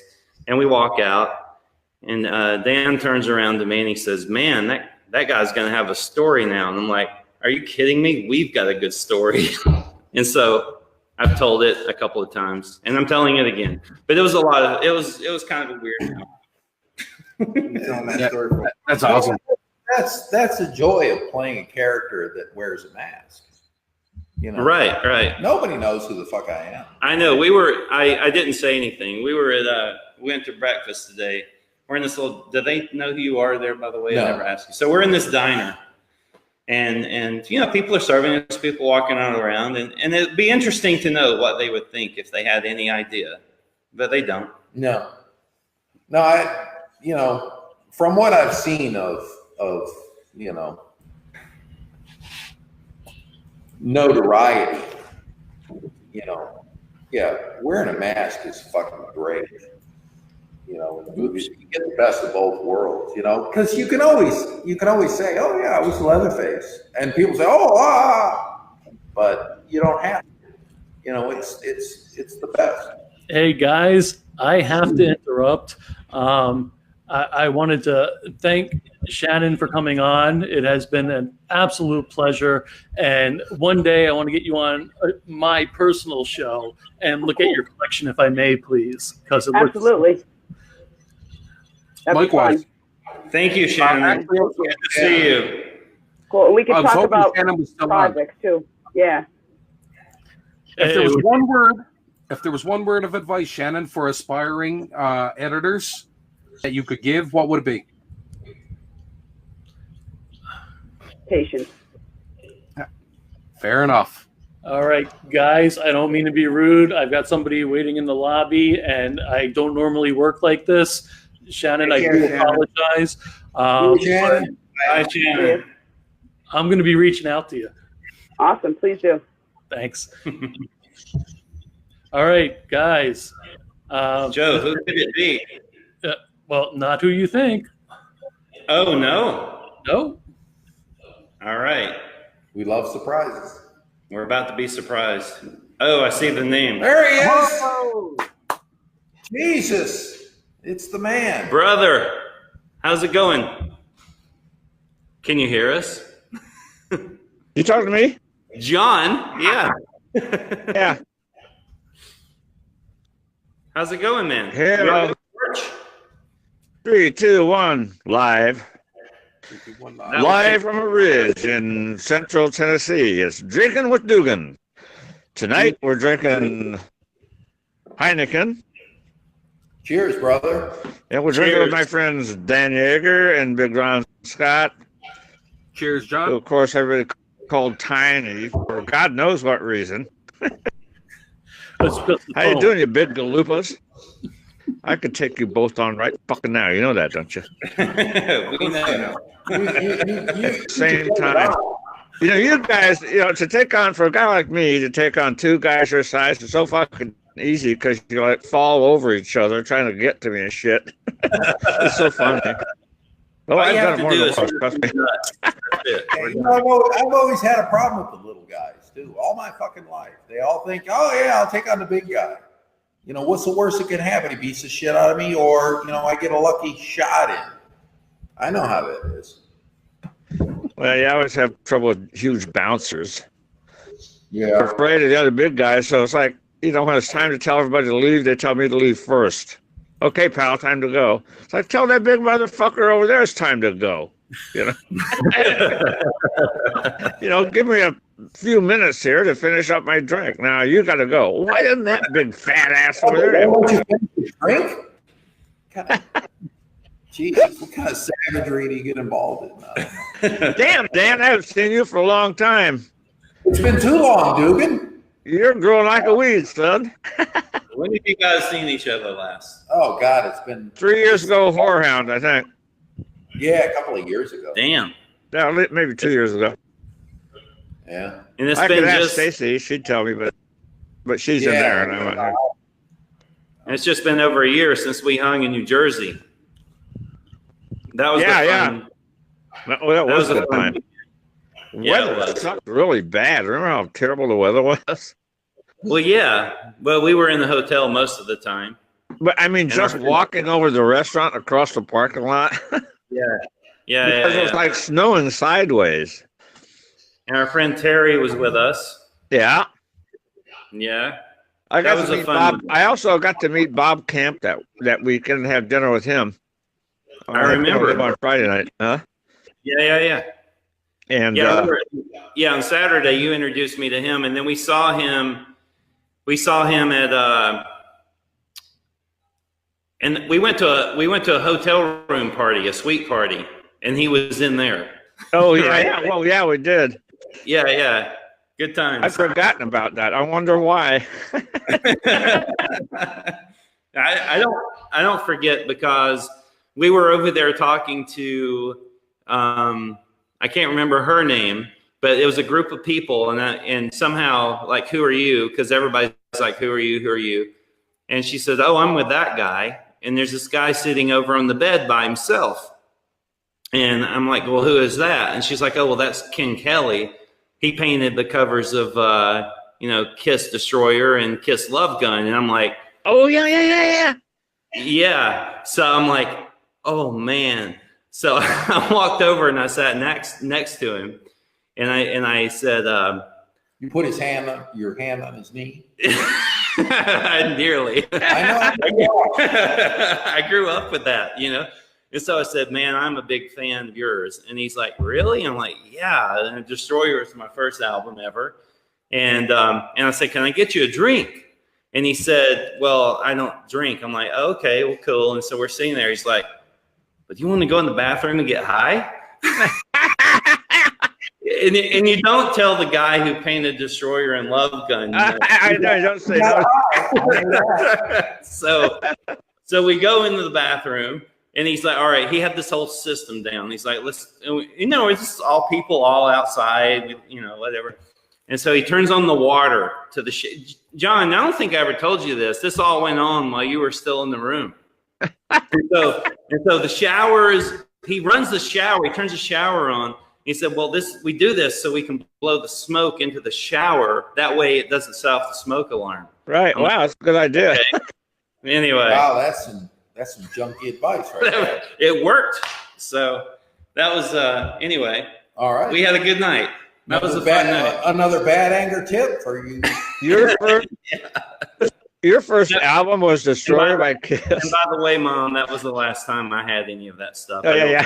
I don't really smoke it, but you just can't tell Ken Kelly no. So my first album was Ray Charles sings country and western. Wow. What year was that? 1962, maybe?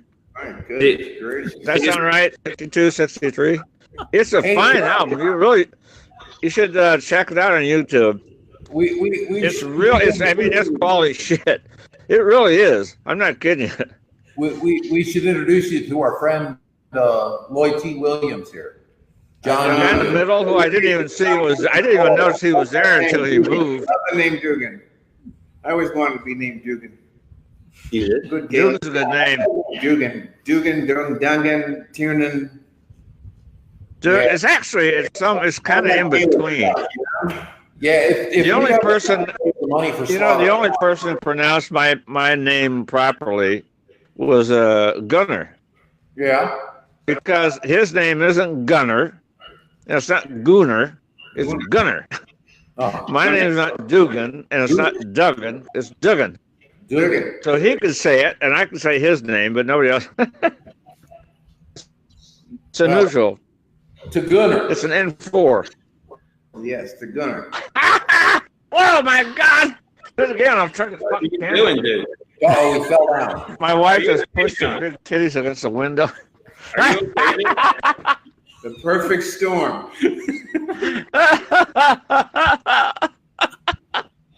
I love her. Hard cinema for the fans. I absolutely adore my wife. Woo! What happened? She pulled her sweatshirt up and smashed her gigantic breasts on the inside of the window. I'm sitting out on the porch. Dude, turn the camera. Yeah, you're I hung around, but she took off. Brought her up. She Now got she's you just good. she's flipping us both off now, double-handed. Oh, wow. She knows she got you too. She knows what lights your fire. So Dan, she's an angel. She's kept me alive for the last 10 months, man. I don't know what I'd do without her. Huh? John, it's good to see you. No, it's good to see you, pal. Trust me, it's really good to see you. Yes, I bet. It's a handsome guy, isn't he? So who's the dude in the middle? Man, Robert Redford right there. That's Redford? That's Robert Redford? Better than Redford. So I'm going to try one more time. John, Dan was about to say something about Slaughter Farm, which we've not talked about once tonight. Oh, yeah. When are we gonna start rolling on that motherfucker, man? If we raise the fucking money, you and Lloyd are going to be working together. So We could have raised 10 cents a day and had the thing financed by now. I know, it's ridiculous. If we'd all been putting 10 cents in a fucking jar. You about made me sip my cognac, brother. Wait a minute. Hey, Ron Scott, aren't you the producer of this company? Not the executive producer. Oh, who's the exec? Yeah, he's the guy with his hand out. Yeah. With a hat in it. Yeah. Once we have something to make, we'll make. Anyway, We got to make that damn movie. it's a good script. Yeah, I'm ready for that. That's fun. That's a great script. There's probably people watching that don't know what Slaughter Farm is about. So Dan, can you give a quick? A quick? No, I can't do a quick. Okay, wait. Let me change. Can you give a? I think it would be giving way too much to give anything. What? Except maybe the Pacific Trail thing, or the whatever it's called. What, John? I'm sorry. The setting, the not the Appalachian Trail, the West Coast one. Pacific Crest Trail. The Crest Room Trail, yeah. Yeah. So Dan's I gonna. think we talk about that, but if you really talked about what the Slaughter Farm was all about, you'd be giving away too much of the film. Well, he can talk about it a little bit. I mean, the movie, loosely speaking, it came to me. Well, first of all, I don't care for slasher movies that are poorly motivated. And so... Yeah, no reason for the killing, yeah. I wanted to find, all right, why in the hell would these people actually do this? And I think we found a profoundly motivating reason. Business reason, yeah. Yeah, and, and it's for those who don't know, it's basically the illicit organ trade, human organs. Well, there's a big spoiler right there. Yeah, and so Slaughter Farm is basically, it's a brilliant business plan, which I hope nobody ever, jumps on board with. But if we don't make it, someone will. Mm-hmm. Yeah, and I've said before, my greatest fear is somebody's going to see this movie and say, "Fuck, why don't we do that?" I know. I hope that never happens. So, but we got to make the movie because I wrote it. And, anyway. We got anybody interested in it? Everybody, I talk to somebody, every probably couple of weeks that, oh yeah, that's great. Yeah, there's some possibilities still brewing. It's always just a slog until somebody actually writes a check. One of the good things about, if I may interject, about this Slaughter Farm and what it's about is that even it's almost daily, but even recently, our friend Erika Ervin, who was trying to get in, there was a technical difficulty, so I apologize to anyone that's here to see Erika that missed her. But one of the things that she sent me a link the other day about in China, how it's such a problem, how people, I don't know exactly how it works, but people, for whatever. Basically, they imprison the entire Falun Gong race. Yeah, people. Yeah, and it's in the news to harvest their organs. This week it was in the news. So the thing is that 1.5 million people in prison for. Yeah. So I mean, it's a real thing, and it's something that's going to scare the hell out of people in general, which is what we're all trying to do because we all love you so much. Is scare the hell out of you. So that's something. It's a fabric of something that's real that no one's really jumped on yet. There's been a couple of poor attempts, but nothing like Dan's script. Yeah. What he said. Ron said early on, I hope we do to hiking what Jaws did to ocean swimming. Yes. Yes, absolutely. I mean, that's the strength of it. Right. And that's going to scare the hell out of people, which people ride roller coasters. They do, they do all these crazy things because they want the adrenaline rush, and Slaughter Farm is going to be an adrenaline rush. There are a lot of hikers, man. There's a lot of hikers. They're very healthy. A lot of subject matter right there. They're very, and it's not only that. Got good hearts. They got, and it's not just the thing that we're trying to get across to investors too, is it's not just a one and done. Just like Texas Chainsaw John, right? It's like once you grab an audience, you hold the hell onto them, right? And so Dan has 3 other script treatments. 4. Well, there's 4 total, right? Oh, 3 other. I see what you're saying. Yeah, 4 I'm total. not good at math. Well, we're working on that. But anyway. 1 plus 3 equals 4. I'll whip out another. So John, what have you got going on this year? I know one show with this guy over here. You got a bunch of other stuff coming up. What's going on? Yeah, I saw it. You just shot a movie? I have 2 cons in June.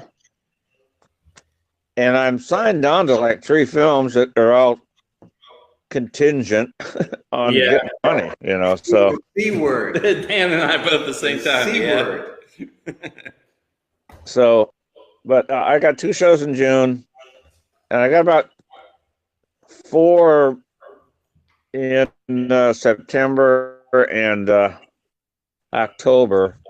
I got nothing in July or August yet. Are you coming hopefully to I New will. England at all? Huh?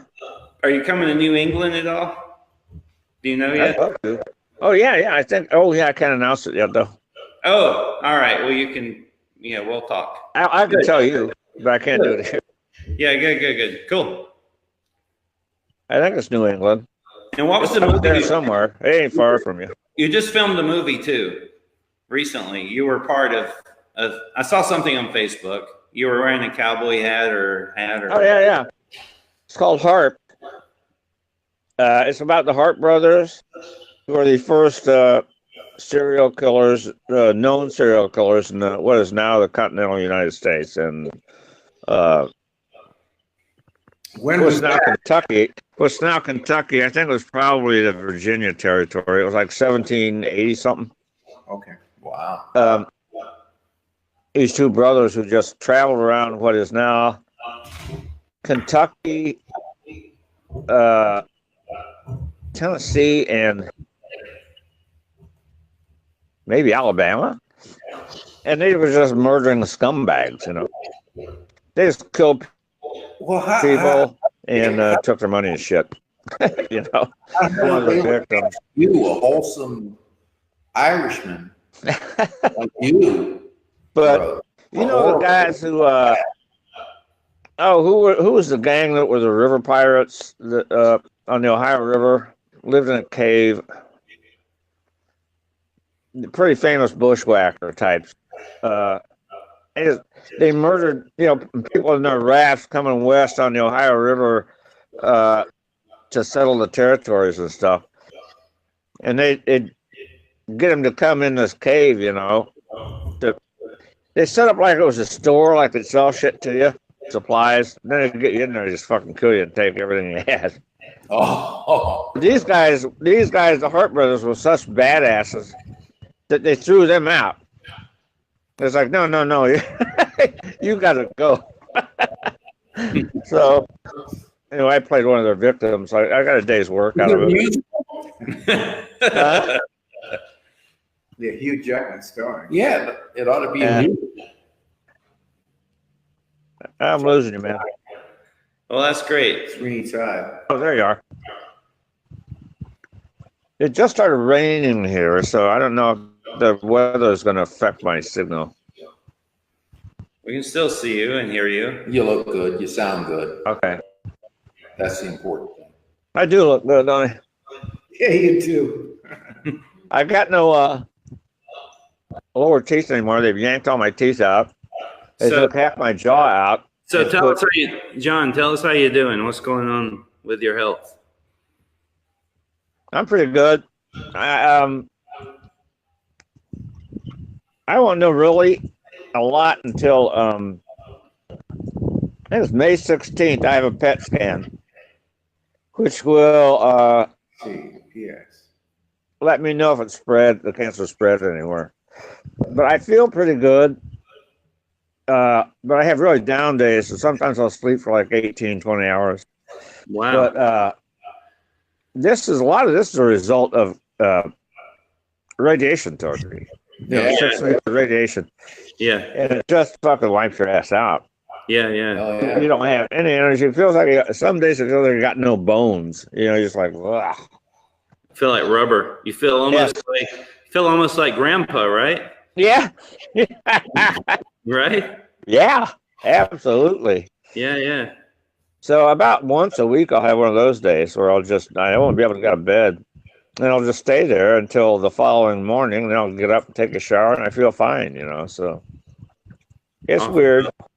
Keep getting up, man. Huh? I say you just got to keep getting up. Yeah, absolutely. I found if Stacy will drag my ass out of bed and say, take a shower. Right. And that seems to help. Which you probably need, right? Yeah, at that point, after being in bed for 2 days, yeah. Yeah. Need somebody to kick your ass a little bit. It works. Yeah. And strip the bed and wash the bedding. Yeah. What about you, Dan? What have you been up to besides living in a church like some weird old fucking hermit?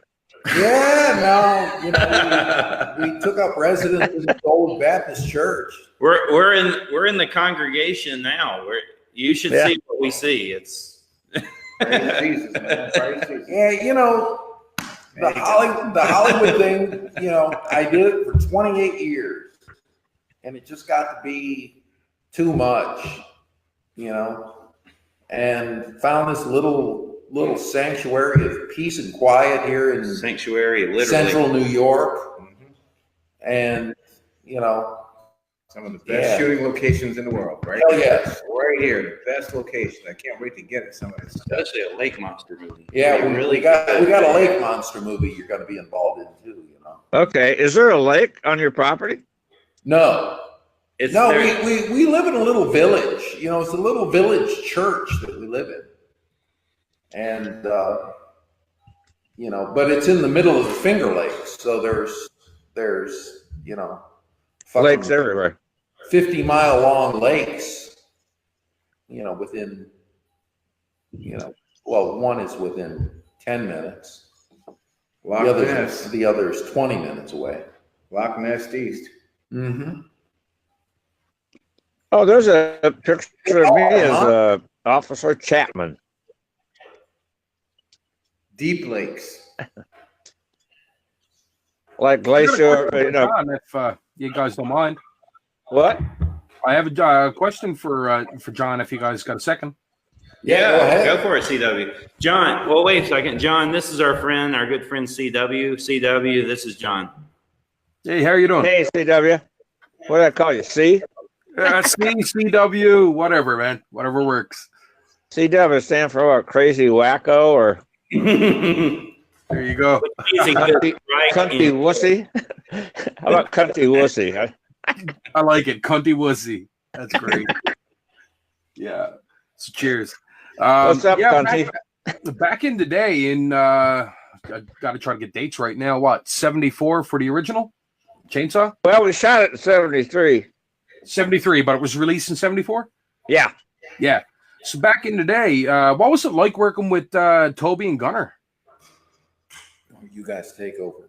Well, it was great working with Gunner. Toby, I couldn't really tell you. Yeah? He didn't spend a lot of time with me. The way that they seem to direct together, he and Kim Henkel, because they kind of co-directed the thing. Okay. And co-wrote it, supposedly, but really Kim Henkel wrote it. But, you know, and Toby just kind of shot ideas at him. But Toby was, you know, really concerned with the technical aspects of the actual filmmaking part. Sorry, I got a case of the drools here. They fucked up my salivary glands and they cut half my mouth off. To me, he was more concerned with the technical, like the camera work, and the camera angles, and the lighting, and all that stuff. And Kim was more involved with the one-on-one talking to actors, and he was always rewriting too. And he was always sitting there off camera with a legal pad and a pencil, writing and just tearing off a sheet and handing it to somebody between setups and saying, "Try it this way." It was either notes or new dialogue.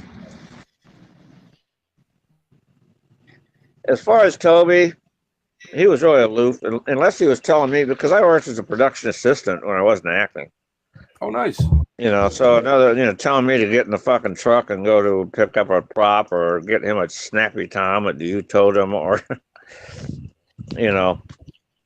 drop off some shit we didn't need anymore back at the prop place or whatever.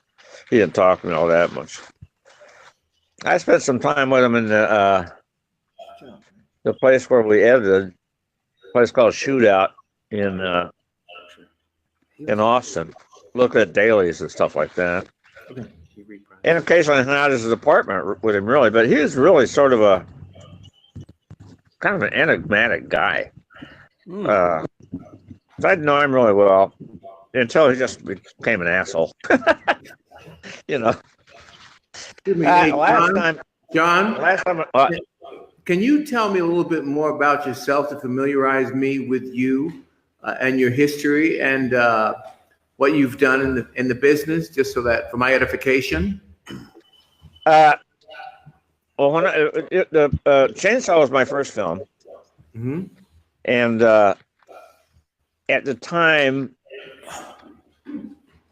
that I was hired to do it, I was doing a children's play at the Goodman Theater in Chicago for the summer. Oh, the Goodman. I was a student at the Goodman School of Drama at the Art Institute. And I was between my second, third year there. And I was working at the theater in a children's play. And Tim Hankel, who was married to my sister, called me and asked if I'd do this film with him. So I quit the play and went down there. Then I continued to do theater in Chicago. I moved to LA for a while and tried to get, more film work, which I did, had very little success at. I did 2 industrials and 2 plays in like 3 or 4 years I lived in LA. And then, 3 industrials. I didn't work a lot anyway. And then I moved back to LA, back to Chicago rather, and did a little bit of theater. And then I just kind of didn't do anything for many years. I became a dad and just tried to make a living and raise a child. Then about maybe 12, 13, 14 years ago, I started doing little independent film stuff again. So I've been, doing a couple films a year for the last, 6 or 7 years probably. And how do you know Ron and Dan?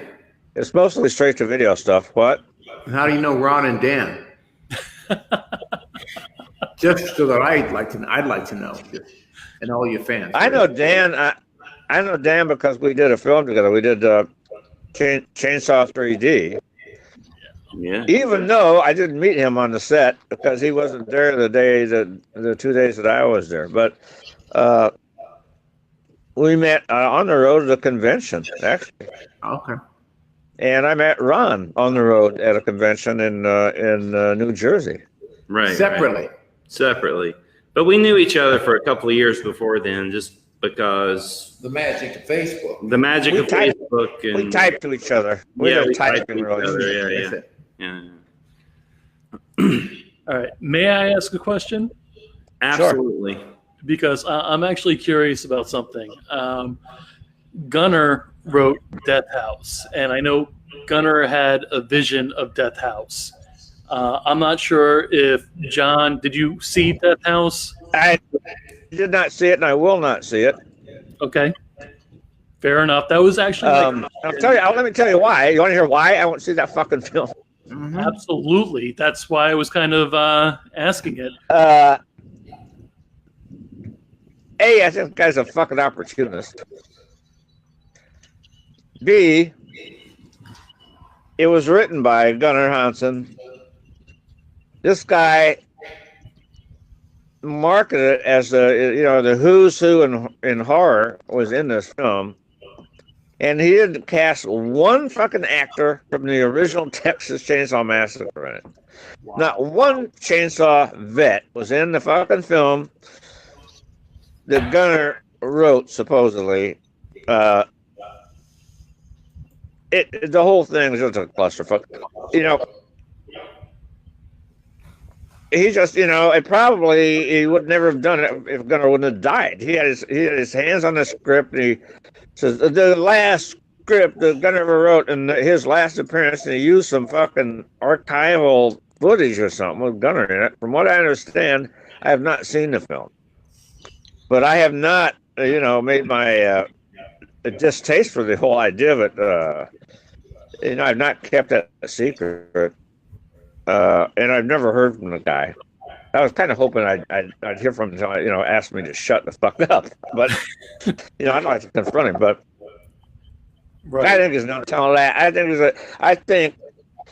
Okay, here's the thing: to not have anybody from the Texas Chainsaw Massacre in this film, to not have cast anybody in it, he's either a fucking heartless, rude motherfucker, or he lacks creative thinking. At any rate, I don't want to talk to him. And I think it's probably that he lacks creative thinking.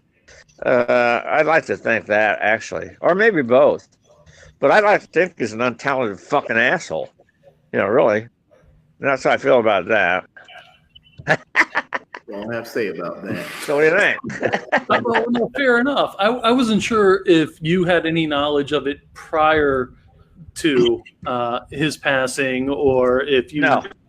Okay. No. He could have made that shit up, as far as I know. Fair enough. And I know a lot of other people out there were curious about that. So didn't mean to upset you if I did. Gunnar was still alive, and they've gotten financed, and they decided to produce it. You can guarantee your ass that everybody who's still alive from Chainsaw would have been in the fucking film. Right. Well, yeah, they advertised it as the Expendables of horror. Yeah, that was the thing. Oh, bullshit. There were all the fucking Chainsaw actors, written by Gunnar Hansen. What kind of a fucking dick does something like that? He had no reason to do that. I'd never met the fucker before. He had no reason to cut me out of the deal. I'd have been honored to do something, that Gunnar wrote, if he actually wrote it, and it was good enough to produce. If I could have read the script and thought this does some sort of honor to the memory of Gunnar Hansen, I'd have done it. If I thought it was a piece of shit, I don't think we should produce that, really. I don't think Gunnar would want it produced, You know what I mean? Absolutely. But to take some loose thing that he may have written and add a bunch of shit in there, and take a bunch of fucking actors on day rates and throw them in there, It wasn't what he advertised. Exactly. Yeah, no. Yeah. I did not see it, and I will not see it. So. On a personal note, I'd like to thank John for doing a phenomenal, awesome job as Gramps in the original. Well, thank you. Woo! Yeah. Check that out. Hell yeah. But, Lightning. I sat in a cafe with Gunnar Hansen on Sunset Boulevard one evening, and we were there with the producer of 3D. We were just shooting shit. Carl, and we were sitting there talking to Gunnar, and he was talking about that script that he was working on, and his vision was not the Expendables of horror. That was not what he was writing. He was working on a genuine,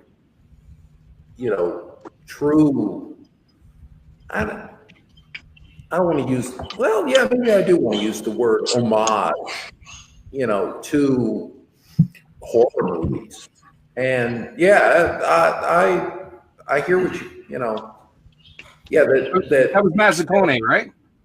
that Texas Chainsaw would be excluded from it was absurd, you know. Yeah. Anyway.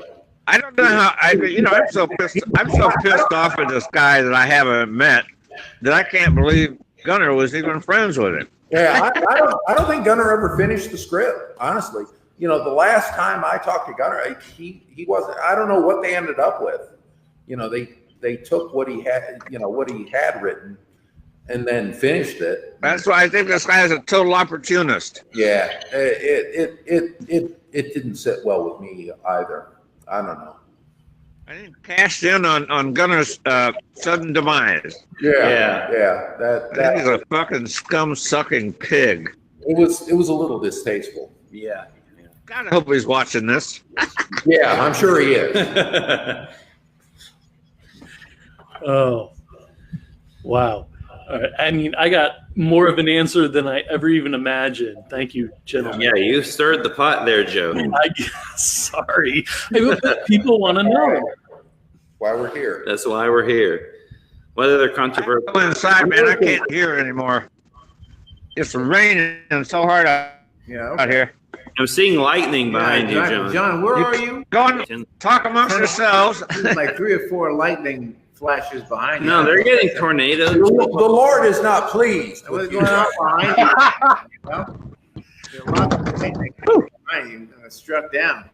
The Lord is not pleased. You may well be smoked before the show is over.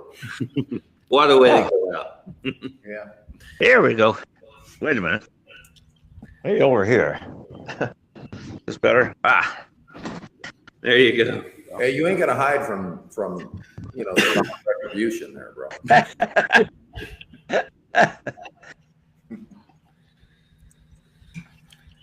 Well, I brought up something controversial. Anybody else got anything? Come on. No, that was the gold standard of controversial. And That was. Let's see. What else? where's our book? Which book? The book of Texas Chainsaw. It's behind me. Hand it to me, would you? I will. Was it? I want to Book do. of I don't know. If Chainsaw you guys- Triggers? John, I saw pictures of you today that I've never seen before. Yeah, this is a book that was produced. Carl made it after we shot Texas Chainsaw. Did you get one, John? No, No. these were only for the executives of Lionsgate. And, Oh, you know. so we have one. But anyway, there's a couple of pictures in here of you. It's in early. Yeah, Yeah, look at that. I wanted to show you this. This is the book. I'm not sure. I'll try and get it in here. Well, fuck. That was the chainsaw from That's a chainsaw. I don't know if you can see that. Can you see that? Oh yeah. Yeah. That, you know. Anyway, Carl produced this beautiful book. Let me. Hey, Joe. Yeah, Joe. Go zoom in on that. I just did. Oh, that's sick. That's John getting made up in his original grandpa makeup for 3D. I tried showing a black and white of that earlier. I don't know. Oh, you're talking about on my left. You're right. No, I have never seen those photos before. Yeah. That's You awesome. Never remember seen that. Justin Lubin was the set photography. He shot the hell out of the movie. It was awesome. But anyway, Who? I treasure this. Who was the photographer? Justin Lubin. Well, Sally. Anyway, that's the book. I don't know if you can see that. Hold on. Let me. This Sally is Williamson. this is an exclusive because no one gets to see this. That is incredible. Wow. Yeah, that's beautiful. it's a great, huge format book. Yes, a big old coffee table book. Yeah. It is. We're getting an inside look. It's beautifully done. Oh, wait a minute. Here's one with you and Mosley. Oh yeah, there's some group pictures. There's a picture with Gunner and Mosley and Marilyn and John. Yeah. You remember we built the house. Yeah. You know what? And I didn't say anything. I didn't say anything to Carl about this. He was so proud of that house. Yeah. And he wanted to get. He had a camera crew ready to get my reaction. Seeing that house for the first time. Yeah. And I was pretty taken aback. It was incredible, you know, what they'd done. But the first thing I noticed was the foundation was in brand new cement block. Yeah. And they hadn't bothered to paint it, you know, like old stone. Right. So it was brand new concrete block. But that didn't show in the picture. And I said, "What do you think, John?" And I was, "Oh, it's incredible." I really want to say, "Oh, you what? You didn't have a few more hours to paint the fucking foundation?" Yeah. But Well, I don't know. Am I an asshole or? No. Well, yeah. Well, you noticed it right away. Yeah. You know, and you know, I only ever saw the house in the movie. And Oh, you never saw it before it was burned and all that shit? Minor details. You know, I was obsessed. I think when they moved the house and turned it into a restaurant. Yeah. There were a couple of little tiny trim pieces that they had, you know, probably replaced over the years because they rotted or whatever. Yeah. And so the house we built was actually a replica of the house as it exists today. Not exactly the same as it was. If you look at the frames of the original movie, you know, you can pick out tiny little differences, like in the dormer on the top of the house. You know, you can see the trim is slightly different. But man, you know, they busted their asses to make that up in Grandpa's room. And then, you know, because they knew they were going to burn the fucking thing to the ground too. So I give them some credit. I thought they did a good job. Oh, I think they did a wonderful job. Yeah. But I always notice little fucking details like that. Yeah, that's, you know, yeah, having never seen the original house. When I was a lighting and electrical grip and part-time camera operatorship for television commercials, which I did for years, I always like to just go to what's called the continuity guy. Yeah. You know, we didn't have anybody assigned to continuity, but everybody always looked at me like, did we get it right? And I was doing a commercial for AT&T, an industrial for AT&T. It was for their yearly stockholders meeting. We had this beautiful fucking film, a short film, maybe 20 minutes long, for AT&T stockholders meeting, and we built this beautiful office space with a beautiful fucking cyclorama built and with a big window overlooking the Chicago skyline, and we took 2 days to fucking set it and light it and all that shit. And we're finally getting ready to roll. Still trying to a day and a half into this thing, you know, we're getting ready to roll, and there's the actor who's playing like the CEO of AT&T and all that shit. We may have. The show must and I go looked at the desk. I can you still see me? John here. Huh? Yeah. Can you hear me? He's trying to. John, can you hear us? Earth. I can hear you. Yes, I can hear you. John, hold up 2 fingers if you can hear us. Can you hear us?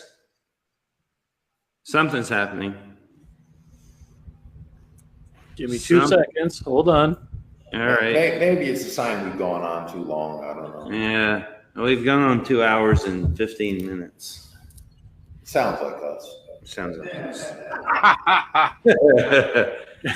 Sometimes. So anyway, to make a long story short, to make it long, we're back on. So we're getting ready to roll after a day and a half of setting up this just talking head, you know, a guy in an office setting. very nice office. He's supposed to be the CEO of AT&T or something. Yeah. I look, we're getting ready to roll. We got 5 minutes to go, and I look, and there's not a fucking telephone on the desk. You know, I'm just a grip. So I go to the what you call it, the gaffer, and I say, hey Jimmy, this is for AT&T, right? He said, yeah. And I said, there's no phone on the desk. He goes, oh shit. I said, I'm gonna go tell the AD. And he goes, of course. He goes, no, I'll go tell him. Didn't want me to have the fucking points, you know. So anyway, we have to shut down for 3 hours while 2 PAs actually go to an AT&T phone store and buy like 4 telephones so they can figure out which one they want on the desk of the AT&T or the CEO of AT&T. Yeah. But of course, that gaffer didn't want me to get the credit for noticing a major fucking snafu. Ew. You're just a lowly grip. That is awesome. Somebody, you know, all these freelance grips and stuff I used to work with, somebody described us one time as the most highly educated group of underachievers he'd ever met. Oh, Lord. The whole gang of us, a bunch of really smart guys who just never wanted to get a job. What are you smoking now, Dan? It's a giant Asylum 13. It was huge. It was when we started this show. Still working on the same one from the start. Yeah, it's a 2.5 hour smoke, man. Yeah.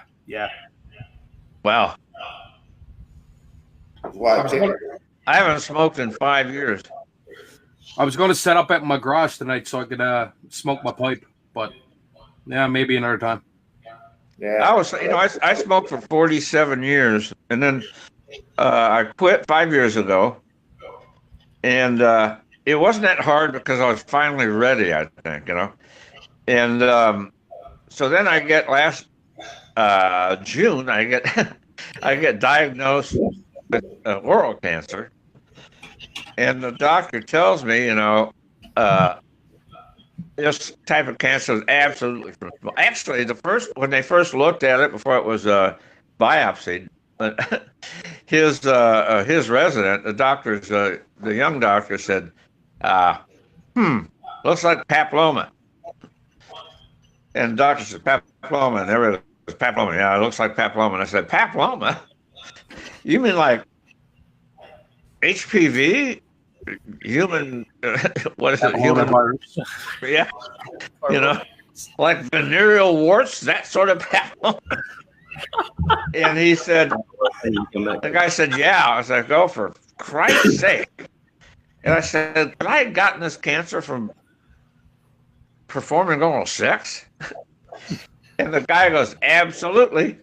And I was kind of proud, you know. It's like, hey, all right. I've eaten so much pussy, I got fucking cancer from it, you know. Wow. That's a bad problem. I was really kind of proud of it. And so then they biopsy it, and he tells me it's this other kind of cancer that was absolutely caused by smoking. And I said, shit, you know, I quit 5 years ago. And he said, well, honestly, this probably started about 10 years ago and just decided to present itself. And the first thing I thought as a smoker was, damn, I mean, I didn't have to quit. You know, shit, I could have kept smoking. I already had it. I meant to ask Dan this before. When you're on the pipe, Dan, what kind of pipe are you using? I've got a few pipes.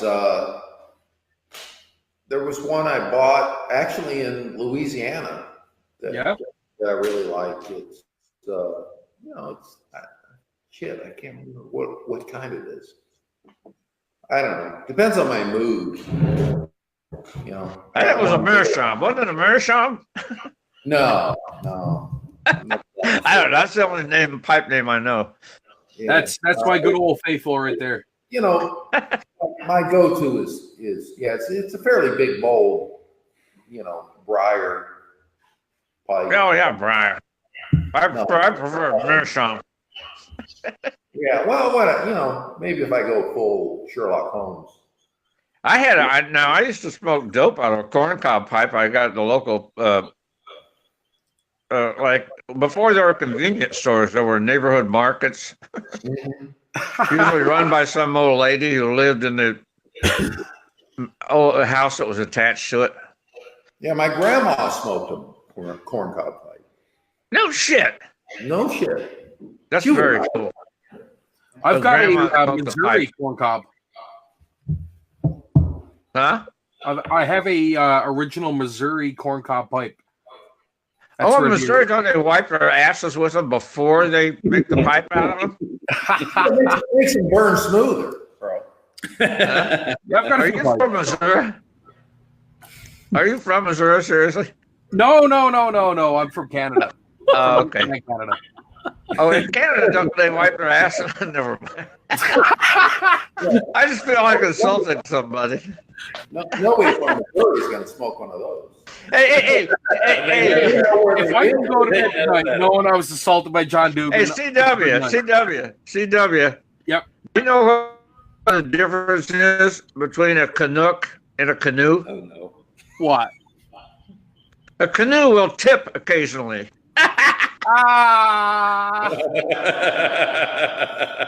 That's an Hey, old Dan. bartender's joke. Dan, bring the mic closer to you, Dan. What? Dan, you're out of your light. Bring the mic closer to Oh, the you. mic. Okay. I'm going to put my pipe back. Bring the mic in closer to you guys. We haven't moved it in 2 hours. It's easier to bring me closer to the mic, actually. There you go. Anyway. No. Nice.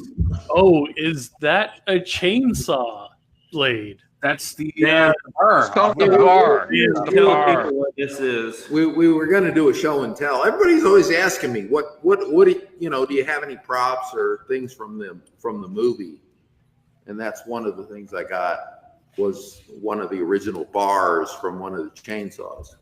Nice. And there's another chain back there. Right. Yeah, I think that's a Bama blade too. I ended up with both. Both chainsaws had what the prop guys referred to as the Bama blade. Don't even say it. Because But you're going to. Of course I'm going to. Because we all know Ron is from Alabama. Right. And the chainsaw guys on the movie were from Louisiana. And so they always referred to the chainsaws without teeth as the Bama blades. Oh. It was some kind of a slur against Alabamians, which I don't agree with, because I mean this guy here, full head of teeth. Full head of teeth. In the background behind you guys. In the background behind you guys, on the right and left, are those? Hey, Dan. Yes, sir. The toothbrush was invented in Alabama, don't you? Oh, Because if it had been invented anywhere else, it would have been called the teeth brush. Yeah. so are those original sculpts for the mask of Texas Chainsaw? No. The one over there was one I made myself. It's made out of pigskin. Oh wow! Anyway, it was just something. It was my own little craft project, And then this one over here, I got to talking to somebody online, and he made some really cool masks. I said, "Oh, I want you to make me a mask." And Josh, I wish I could remember his name. I'm terrible at names, and I apologize. Huh? What? I'm terrible at names, and I apologize to Josh for not remembering his name. Oh. But anyway, I'll find it and I'll post a comment maybe. So you made your own mask out of pigskin? Yeah, that one is pigskin. The one you wore on screen? No, Oh. no, that the on-screen masks were all those were made by K&B Effects. But those bust. Yeah, those they're actually on my head from the movie. When they made the original mask for the movie, they cast my head, Right. which is a wonderful. Been there. Everybody should have their head made. Oh, I've been there several times, man. Yeah, that was good. Yeah, back in the day, didn't they used to use like KY jelly or something? Well, I No. hope they still use it. They still use KY? Well, Sculpt?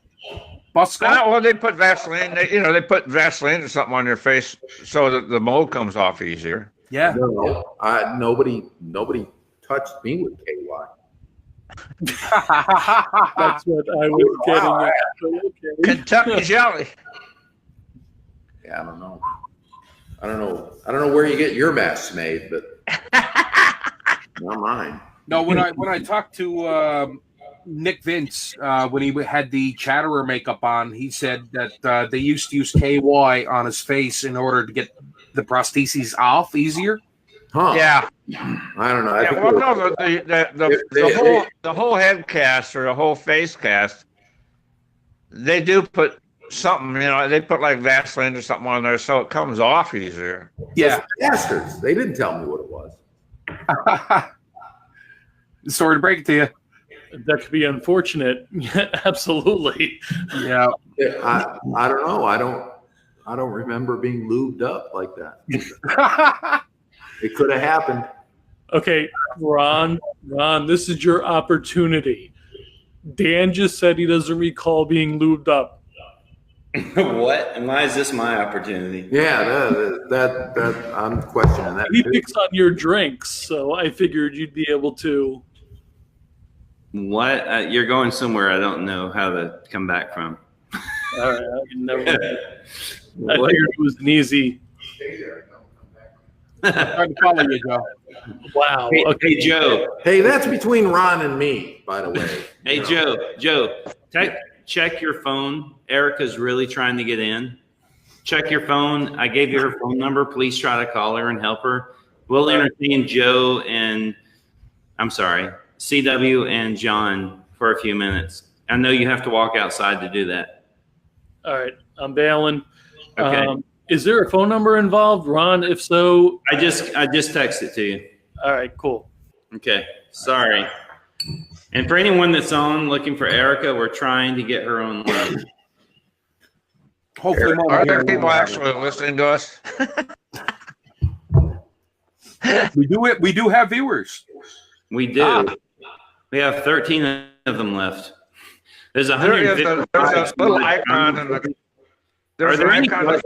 Are there any questions that? Well, none of us can see them. I guess I was going to say, are there any questions from folks out watching? But I think Joe's the only one that could see them. One moment. There's a section here that says 155 comments. See all. I can see if I can bring up a couple. All right. Why don't we look at a couple of those while we're trying to get Erica in? I know there's people here that we're waiting to see her, and we've been trying to get her in. I've been waiting because I told everyone Erica's going to be shot out of the cannon when she comes on. Okay, so you guys might be more familiar with this. Does the name Eric Buress sound familiar? Yes, it very much does. We've had steak with Eric, and he was one of the guys that built the house. Yeah, he said in the comments it was hot building that damn house. All right. Yes, it was. That had to be miserable. Real quick, we're gonna say goodbye. Lloyd, thank you for coming. Pleasure. And I put myself to bed. All right. Oh, good night. Thank you. The pleasure to meet you all. Good to see you, And I'll man. see you next time. Good Nice to to see meet you. you. Oh, yeah. Thank you for Take coming. it easy, baby. Good to see Thanks you. for the time. See you. See you. Thank you. Yeah. Let me see what else I can find. I didn't meet you, but thank you for coming. All right, back to Eric. So nice to meet you. Friends and family. Good to see you. I don't have anything else for Eric there, Dan, but I do have somebody by the name of Chris Attila. I hope I said that correctly. And I guess this is We know Chris.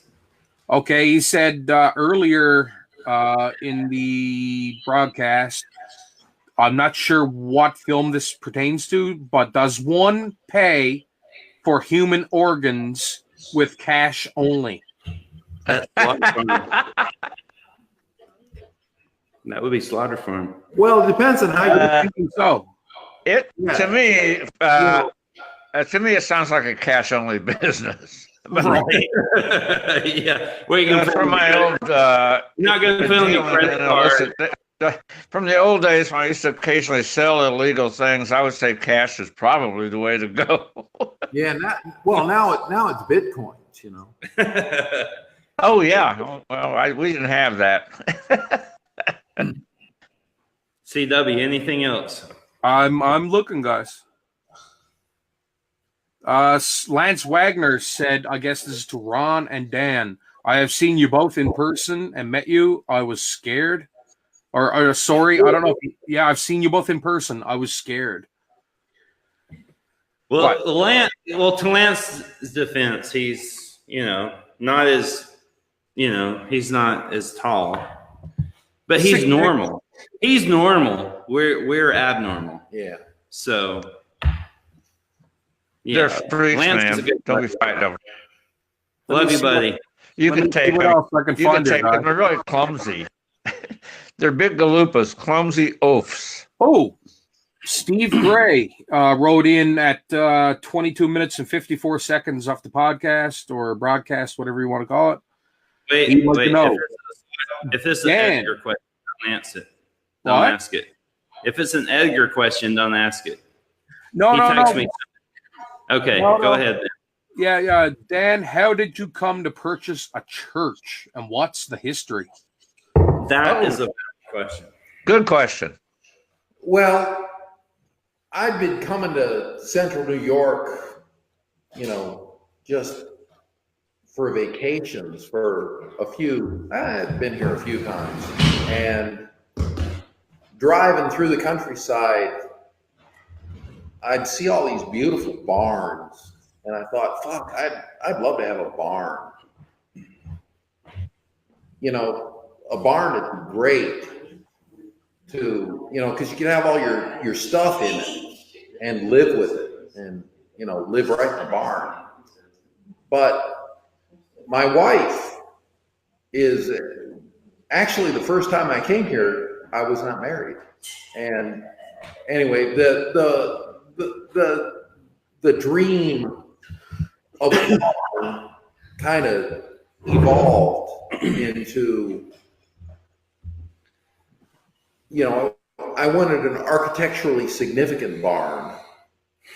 And then, I don't know, it all just kind of morphed into, a church. It's a big open space. It's, however, I can't get my cars or boats into it. If you had a bigger door. Yeah. So anyway, it's an architecturally pleasing barn. Hey, Erika's here. Oh my God! Look who it is. How are you doing? Hey, I hear you.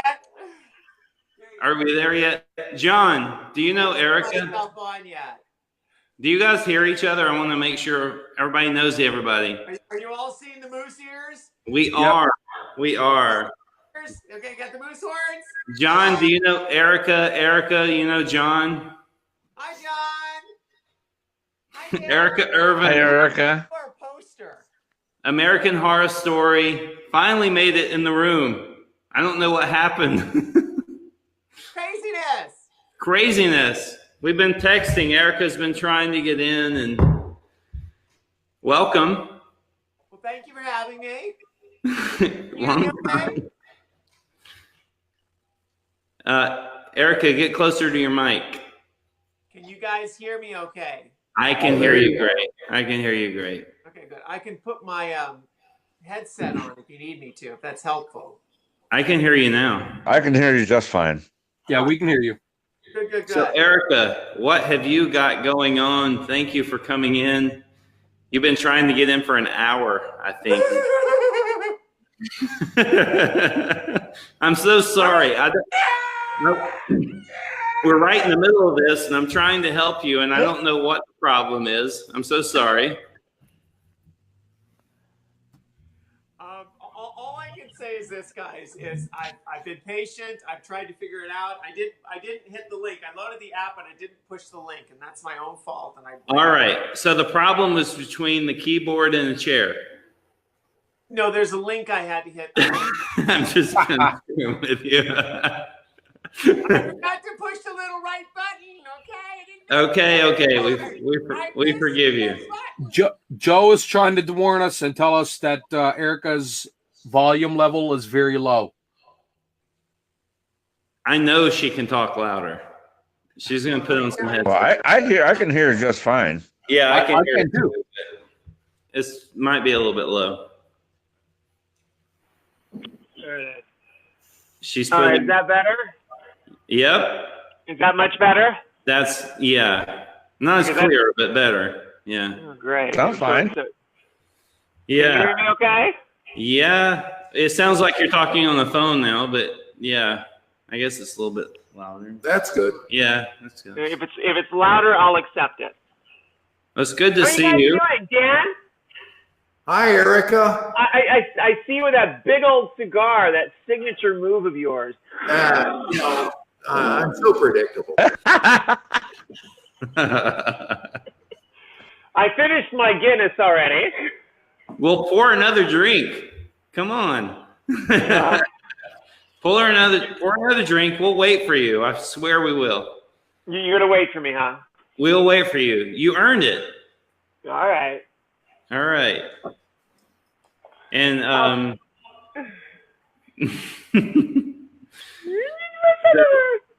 so there's you're already dousing it. Look at that. Huh? Look at you just dousing it. Give me a second. I'll be right back. I'll pour a drink, okay? You did it. You earned it. It took a while to get in. Give me a couple seconds. We will. We'll wait for you, I swear. Hey, Joe. Oh, look who's back. We got it fixed. A phone call. It fixed it. Where is everybody? Okay, you guys are in New York. Where are you? I'm in Florida. I'm originally from New York, but yeah, I got transplanted. Well, half of the people who live in Florida originally from New York is like. You got any fish jokes? Oh, Martin, you know that Martin? You know that Martin Mull song? Am I in heaven or am I in Miami? You know that one? I thought you were to come up with like a fish joke or something. So I was like, I'll take it. Am I getting tan or am I getting freckles? I hope it's tan because I'm spending lots of shekels. Spell Miami and then ask me why. Am I in heaven or am I in Miami? We got John singing. Oh, sometimes I just crack myself up, man. Yeah. Sorry. I got to catch up with you guys. I just poured a bourbon. There you You guys go. are way ahead of me. There you go. We are. Getting a little light here. I'm trying to get my bourbon and Coke going, okay? So I'm catching up. So wait a minute, Erika, how much of that is bourbon? How much is Coke? Is it a Yeah, splash really. of Coke for color? I would say when it started was right here, and then there's a little, I don't know, shot. It can't be that much. You still got clothes on. We have to tell him a story when, oh my God, Dan, Ron, and Robert Mukes were there, and we were all being shot, and there's this classic picture of us just like Joe, I knew this was going to come up. Joe has pictures.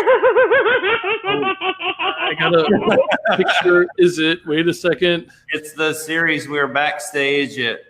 It's the four of us: Robert Mukes, Dan, and Erika. I gotta drop out in order to bring the picture up, but I will absolutely bring that up. Okay. All right. You were It's a fun backstage where? picture. It's a really fun picture. I don't know what it was. There it is. The photographer was taking all these great shots, and I just decided cut your to heads say, off. oh God, this is like, it's so rare for me to have three guys that are as tall as I am at the same time. So I'm going, can we shoot a porn? Maybe do a threesome? No, that's not what you said. I forgot what it was. It was something I said that just made it. It was Robert. I remember. So, Joe, if you can go to the next picture when Robert Mukes lost it because Erika was standing right next to him. Oh, this one, your heads are all cut off. Oh, well, I think it's showing up on the you can't see it, John, but I think it's showing up right there. Okay. I don't. No, so Erika kind of says over to Robert, and Robert's trying to look badass in this picture, as you can see. Oh, of course. Yeah. Oh, he's always trying to look badass. He's trying to look badass. And then he loses it. Joe, there's another picture where Robert looks over at Dan and I, and he's got unfortunately, I had it, but I don't have it now for some reason. All right. Well, anyway. But yeah, he was friggin' cracking up. Robert's looking all serious. Robert's looking all serious and badass. And Dan and I are over here just trying to, Dan and I are smiling. We're doing our thing. And Erika turns over to all of us and she's like, fuck horror. Let's make a porno.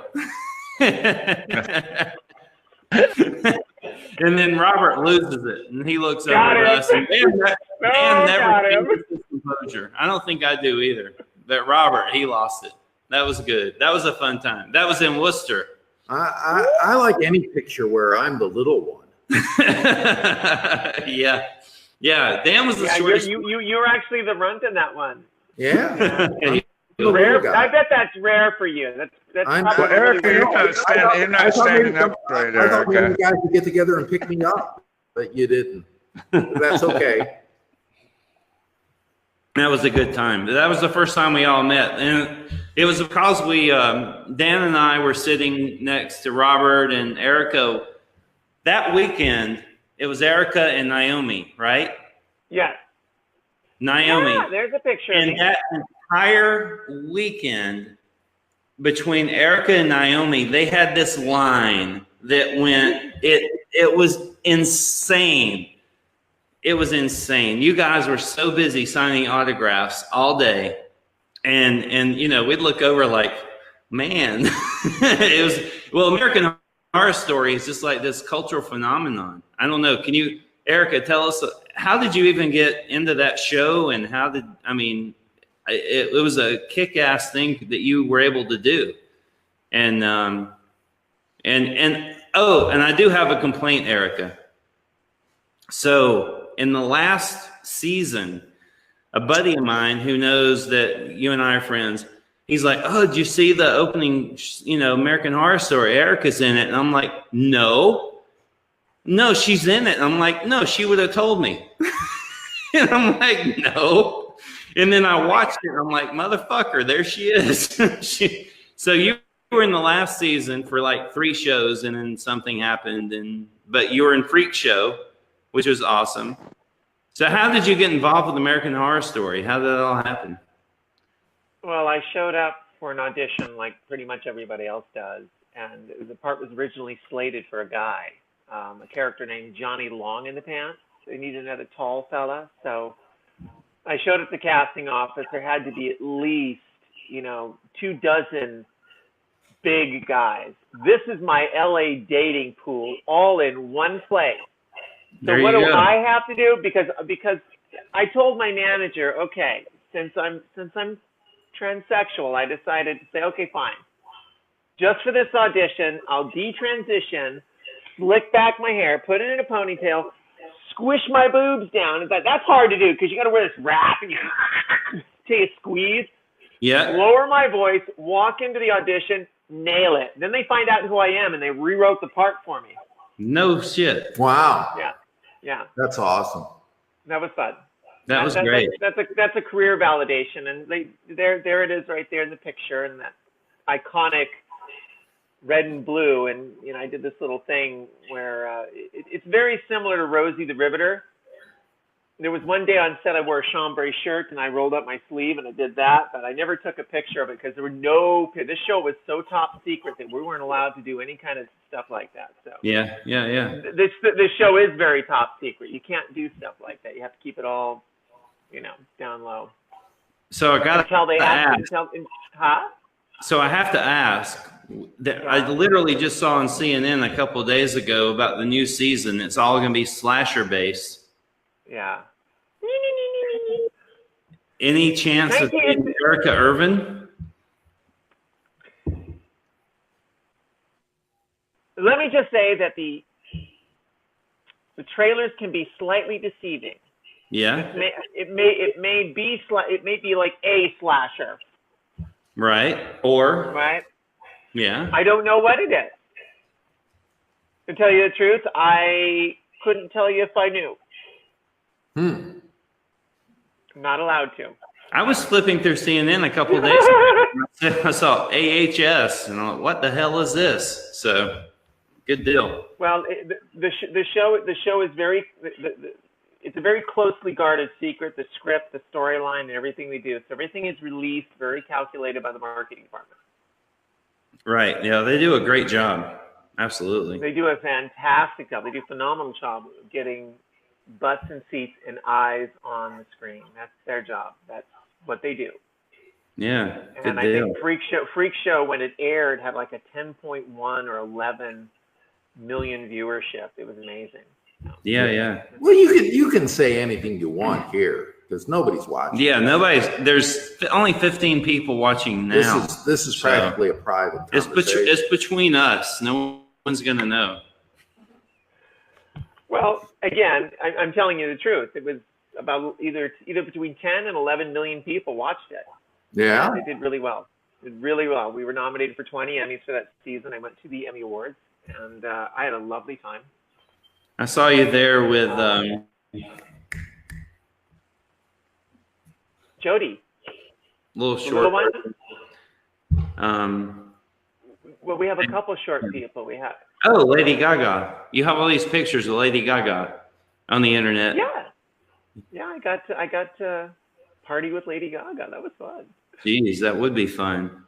Somebody's asking. That was a good time. There was a big party in the back, and it was all cordoned off. Only the stars are around there. It was very. You get this feeling of inclusion, and you've always wanted to arrive, and it just feels good. It's a good feeling to produce such a good work, and it's a lovely after party. Absolutely. Yeah.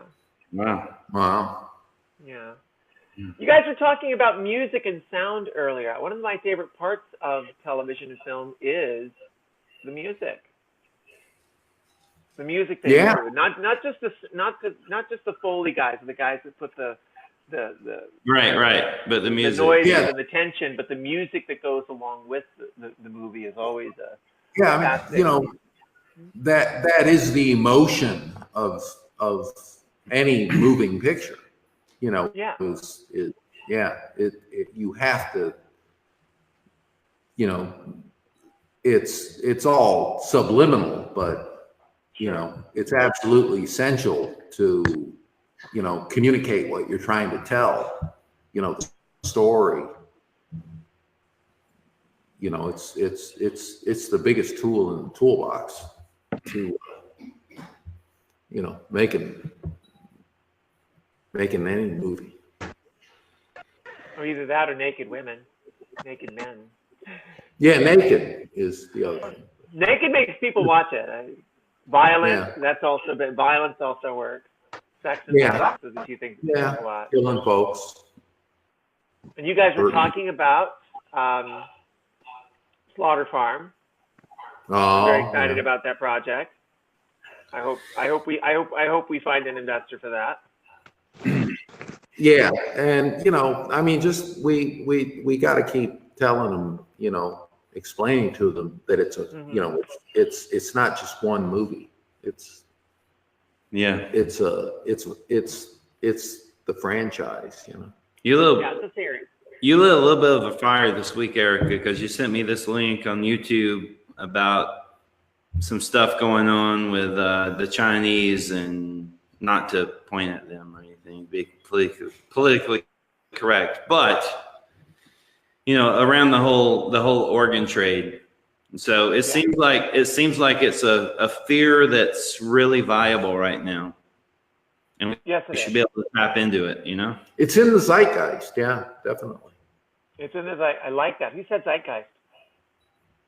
Yeager. I say zeitgeist, but I like zeitgeist. That's a good word. A very good descriptive word of what's going on. I'm fascinated about what's going to happen with merge theory and AI. I mean, we've all seen movies and scary movies dealing with that. I wonder, I mean, clearly Terminator is that dystopian version. That's always frightening what happens when you or human beings are competing with something that has 1,000+ IQ, right? And can do millions of processes per second. Human beings are going to become obsolete. Dan, Ron? Or we're going to become bionic. I just letting you know there, John had to duck out for a moment. He's going to try to switch over to his tablet. His phone was dying. Okay. Yeah, so he's going to try to get back. Okay. And Erika, we had a viewer, I hope I say this correctly, Credito said, Freak Show was one of my favorite American Horror Story seasons. I loved all the characters. And that is Ange. Ange is a lovely lady that affiliated with many of my groups and pages. She is awesome. So thank you, Ange, for joining us. Also, Melissa, thank you for joining us. I got to give a couple of shout outs by doing this. But Erika, what's going on in the future with you right now? So are you in the new season? Do you have new movies coming out? What's going on? I have a new film that's out there right now. It's called Chimera Strain. It's Chimera. Ron, you've seen it, haven't you? Yeah. Watched it a couple weeks ago. It was really good. Really, really good. The cinematography was amazing in that movie. Looking forward to that. We shot it in Fitchburg, right outside of Boston, literally right after American Horror Story. When did you film that? When was that filmed? I think when we were preparing, we did the audition. They were just getting everything ready. It was supposed to be March, and it ended up being May. Of what year? 2015. Wow. Yeah, I know. It took it 4 years to get to market. It already went through the film circuit. You saw me in Boston. All right. So we officially met in October of 2015 because I was about getting ready to get upset with you for not saying, hey, I'm like 30 miles away. Okay. All right. Got it. All right. Because Fitchburg is like, I don't know. It's literally 20 or 30 minutes from my house. Yeah. Okay, go ahead, please. Sorry. I don't think I met you yet, honey. No, you didn't. That's why you get a pass. There you go. Oh, wow. Oh. No. Was that a proposition? Was there a proposition in there? My friends were filming a movie 30 minutes from my house, and I didn't know. Erika, awesome. please respond. I will always tell you. Yeah. By the way. Yeah. Well, I didn't know I haven't met him yet. I met him after the show, and we did all this traveling and all these autograph signings, and I haven't met him yet. Yeah. Okay. Got it. It was just shortly after the show we got this thing going, and got it. I'm good. There's no way you wouldn't have known. Oh, I would have recognized you in a heartbeat if you showed up on my radar. Wink, wink. So I had to duck in for. I have a thing for tall guys. There's a little radar. I'm going to bow out and bring John back in, if I may. Is that okay? All right. Everybody good with that? Yeah. All right. Sure. All right, I had to duck in for a few minutes there. So what, Dan, you're what, 6'6"? Yeah. Yeah. I'm a little Erika, you're 6'7"? I'm just shy of 6'8", just a little hair shy of 6'8". Yeah, and is 6'8". You what? Yeah.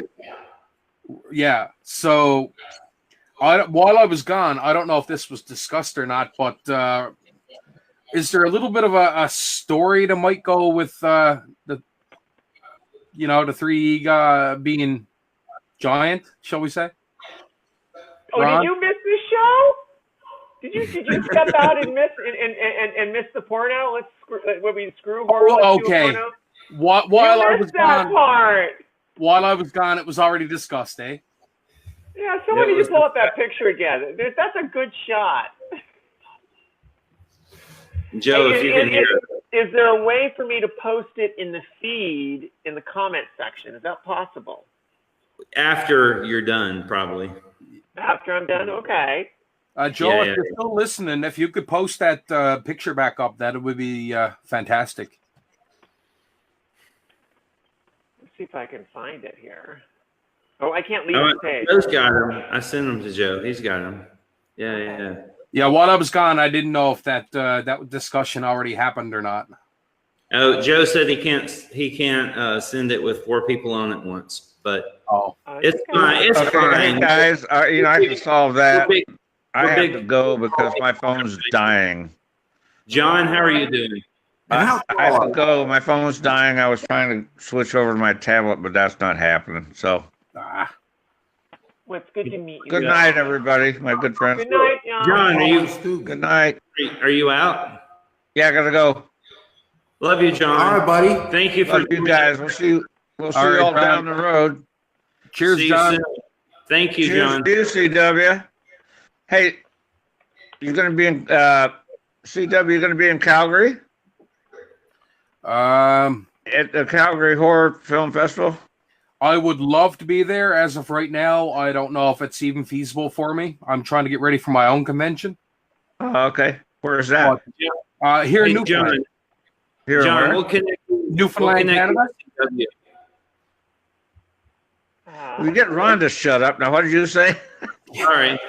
Here in Newfoundland. Oh, in Newfoundland. I know Yeah, I'm in you. Newfoundland. So if you don't you. We mind, talked about your show in fucking Newfoundland. right? If I started my own. Shit, convention man, I'd love to do a last show. October. Yeah, can we just like eat salt cod and drink fucking beer and shit? We can drink. Okay, I gotta go. My phone's dying. I can't get my tablet to download the fucking program. So, all right. Would you I'm mind gonna if I got your contact info off of Dan or Ron? Hey, would you mind if I got your contact information off of Dan or Ron? Oh, no, that's fine. Please do. I'd love to come to Newfoundland, man. All right. God love you, man. I'll be in touch. I didn't realize you were the same dude. Okay. Yeah, I'll be in touch. All right. Bye. We'll see you guys. Dan, I'll see you in Ohio. Ron, I'll see you down the road. And now we got a comment coming up here. Producer never gets credit. Oh, Joe, we love you, Joe. We love you, Joe. Good night, everybody. Good night, John. Good night, Graham. John. Cheers. Bye. Oh, good night. Bye. Great guy. Just us now? John Dugan. Yeah, I'm John's probably a great guy. Well, if you go out and see Chimera Strain, you can watch it on iTunes, video on demand, and Amazon Prime. That's my really, really smart film. It's a smart film. It deals with real science fiction. Very smart film. My girlfriend had to explain it to me when it was done. It was difficult. I mean, it was up there. It really was. And he's staring at me now. Yes. Well, it was a good time. I enjoyed myself, and I got to play a character that gets to be another badass. So I get to wear. You did. I get to be a badass. Nice. It was fun. Erika. After that, we shot another movie in Bali. I shot a movie in Bali called Dead Squad, Temple of the Undead, and that one is just a low contextualized farce. It's so much fun. It was just fun. Is it out? That's out. Same platforms, video on demand, iTunes, and Amazon Prime. You can watch it. All right, remind me later. I have to see that. I haven't seen it. I get to play as Zombie Queen, and I get to do something in there that all my lovely I remember that. tiny fans will love. I can't tell you. You have to go watch the movie. I remember the pictures from that. Now I do. Cool. Yeah. Wait a minute, Yeah. Erika, Hemlock Grove. I was a fan. Oh yeah. Great show. Please. Thank you. Thank you. Hemlock Thank you. Grove. I played the body of Shelley in that one, not the close-up, but the physical form when she's moving around. Oh, come on. You got more than that about it, don't you? Well, she's an homage to Frankenstein. I mean, obviously Shelley hits you in the face, you know, with it is Mary like Shelley. Peter the wolf, you know. It's a fun film. It's actually, the book is really good. Brian McGreevy wrote this lovely novel, and I recommend everyone read the book because they continued it after the series. And you know, I personally think it should have ended right there and started its own little sequence, its own little story afterwards. Yes. But they wanted to continue it. The book was brilliant. And when you see the film and it doesn't tie it off at the end and they want to continue, they tie it off further on down the road.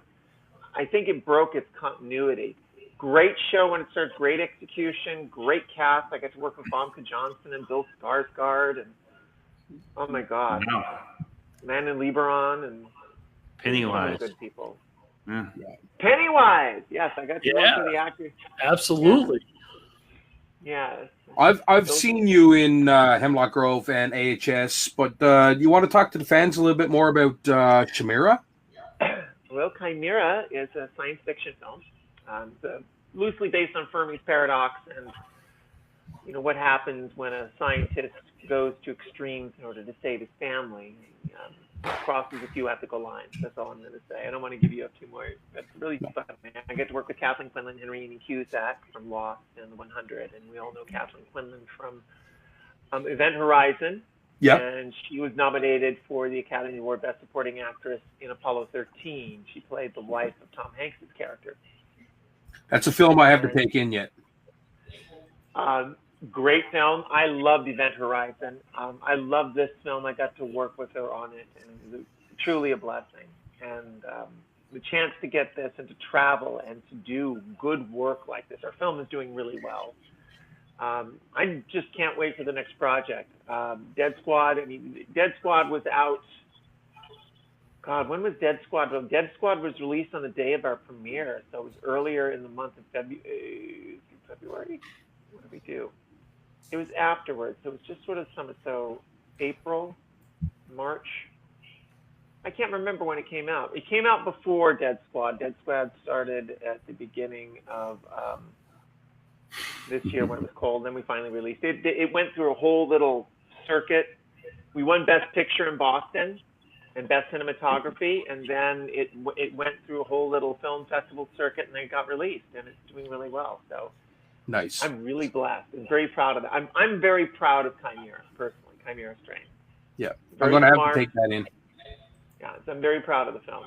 It's really well put together. You want a good laugh and get drunk with your friends, go watch Dead Squad, Temple of the Undead. It's gore porn on the 10th degree, and the zombies have a lot of fun. You're going to be rooting for the zombies at the end. Let's just put it that way. Absolutely. Zombies! Zombies! The zombies got to win at some point. You know. Thank you for that, Erika. I'm not going to no spoilers. I'm going to give you the spoilers, you know? I got to work with Conan Stevens from Game of Thrones. He played one of the lead characters in that. Oh, wow. Huh? I said, oh, wow. What was your question up? He no, said, you said he played one of the main characters for into it or whatever. Erika. Oh, he's taller than me. Conan Stevens is like right up here. It's like, wow. Maybe at 7 feet, right? He's big and big, like muscle.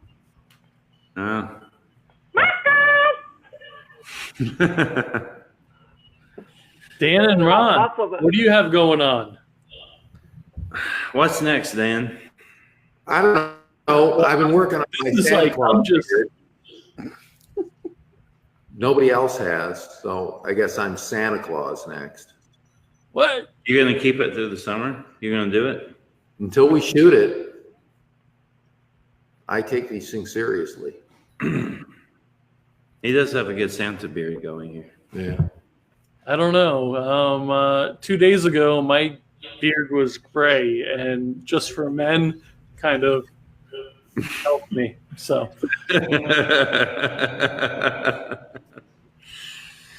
Anyway, so what's next for us? I don't know. So Santo film. It's a I can't say the word. Post-apocalyptic. Yeah, that word. Post-apocalyptic. We've all had a couple of drinks. Erika, have you been drinking tonight? I'm catching up. I'm working on it. What are you drinking? It's a post-apocalyptic. I started with a Guinness and Black, which is Guinness and black currant syrup. And then I went to Coke and bourbon. Nice. So I'm catching up.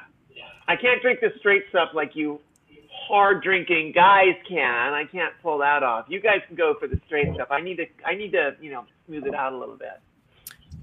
Erika, I was drinking a Jim Beam and Diet Cherry Coke, and nobody made fun of me. I'm pretty confident in saying if I put anything in a 15-year-old single malt scotch, I'd be dead to you. I'd slap you silly. Right? Slap. But I am now drinking. You know something? If I ever get to that day, I would welcome that slap 100. Yeah, well, you'll need it at that point. I mean, yes. Yeah. I love that guy. He's awesome. I'm trying to.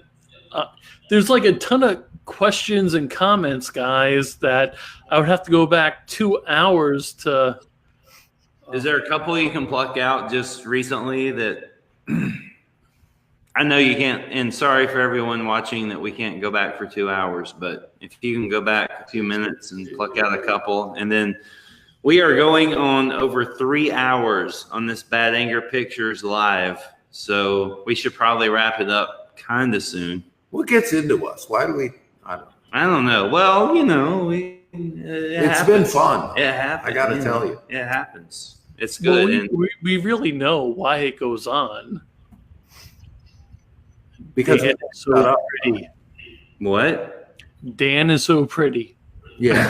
Well, you've obviously had a few.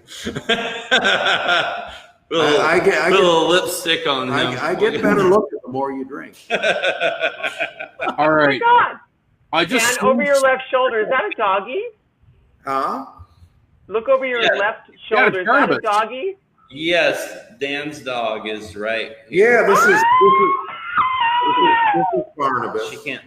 Can you see? I love dogs. I'm sorry. I'm a big dog fan. Single, she can see.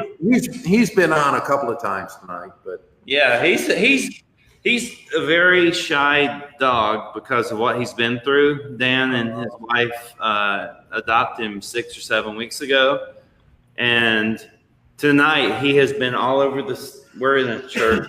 He's been all over the stage back here, making an appearance. Yeah, he's great. He's a beautiful dog. Beautiful dog. He looks gorgeous. he's a good boy. We keep telling him. Yes. Does the name Gary Zachman ring a bell? Oh my God! I've known Gary. Gary and I went to high school together. Why? What did Gary say? What has he told you? There's a comment, live comment about a minute and 8 seconds ago from Gary. No, wait a minute. 7 years ago. Right? Yeah, oh my God. So anyway, Gary 7 says, years ago. Okay. Gary says, I think I'm the only person who has slept with Leatherface in a mini truck in Death Valley. That's true. It was his truck. It was a Toyota pickup truck. It was his truck. There's a story here. I'm trying not to spit out scotch. I know. That's between me and Gary. Wait a minute. Hey, Gary, Dan. One of my oldest. How you doing? Yeah. Hey, how you doing, Gary? Oh, God. Oh, geez, we needed that. That was good. I did. Go ahead, Dan. I'm sorry. Yeah, Gary and I went to high school together. We were both refugees in Las Vegas. He's from Baltimore. I ended up there from Ohio, and it was a weird time. But we had some adventures, man. He was the dude. I mean, we used to go down to LA from Las Vegas. Oh God, we had good times. Yeah. I mean, that's got to be book worthy. Right? Yeah, if I had a better memory, I'd write a great book. I mean, that'd be sweet. Maybe Gary and I will collaborate on one. He's much better at remembering everything. Well, I don't know if Ron remembers. Right after I got back from Bali, Ron was going to Vegas. I do remember. I caught this bug called Bali belly. Ooh. I remember. You weren't feeling so good.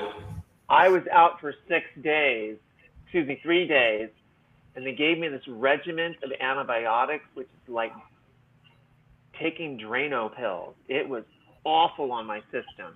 Terrible. Felt like it was like my guts were being eaten out from the inside. And I needed that trip just to kind of get away from my life for a moment, because I felt miserable. And Ron and his friends, I think I met Bill for the first time. Bill Hall. Yeah. Bill Hall and his daughter. And I think one of your other friends there from Boston. They were all computer people. Steve was there, the friend of Bill, or they worked together at Bose or something like that. Yeah, we had a great time. Yeah. That was a fun time, and it took me out of my headspace, and I needed that. That's one of those memorable moments, and those pictures pop up. That was good. I remember we were walking down the strip, and somebody recognized you and went ape shit. And we were walking. I'm like, I turned around, you guys were missing, and I turned, where the hell is everybody at? And there's some fan like going nuts over you. That was great. It happened. It still happened. It happened. That was cool. Yeah. It's fine. About 24 minutes ago, Dan, a gentleman by the name of Eric Barres. We know Eric. Yeah. He said R-A-N-I, which I guess would be R.A. Miloff or Miloff, yeah. And I will be there in June with you guys. It's good to be getting the Saw family back together. Yeah. No, that's in Ohio. Oh, nice. A little joint. I think it's near Akron. It'll be a good show. It's not far from where I grew up. Okay. I grew up in a little town. I don't know. It's probably 20 miles west of where we'll be. I don't know. Maybe I'll see some old friends there. I don't know. I hope. Or maybe we'll make a little side trip. I'll show people where it all began. Nice. I'm here looking through live comments that we may have missed, and go for it. Yeah, I'm just trying to keep us rolling here because I wasn't expecting us to be rolling. It's actually 1:15 a.m. here. Yeah. Yeah. 1:15 a.m. Yeah, it is. Yeah. That's Canuck time. Canuck time. Canuck time. Somebody mentioned read this earlier. Canuck. What is this? No, I'm kidding. But you still have a few viewers here, and oh my gosh, the comments that you guys have, and unreal. If we do this again, guys, we have to pause for comments and questions because that is true. It's been unbelievable, and we couldn't interrupt through discussions.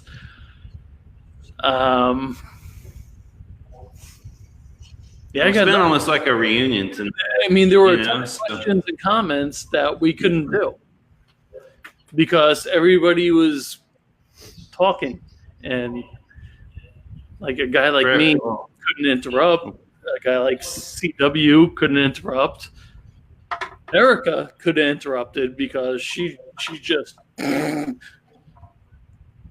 Well, we apologize to folks that asked questions that we couldn't get to, but we'll try to read some comments and see what we can do later.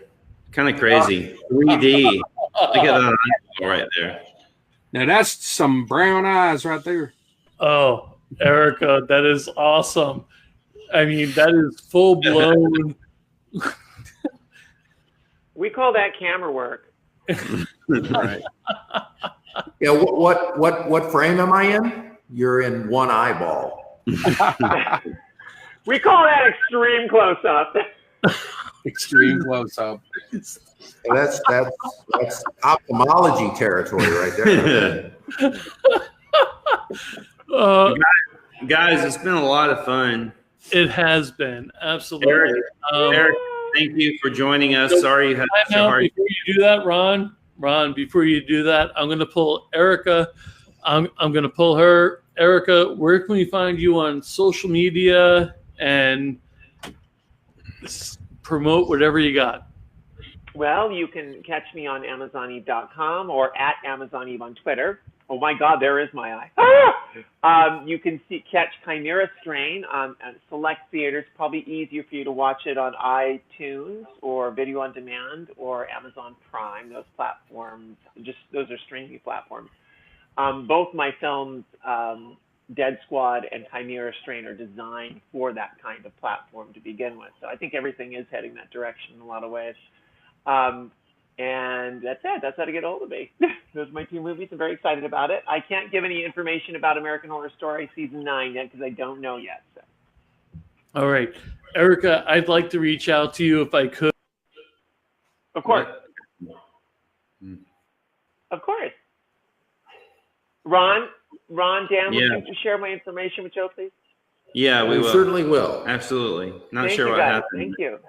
Joe disappeared. Thank you, Erika. You're welcome.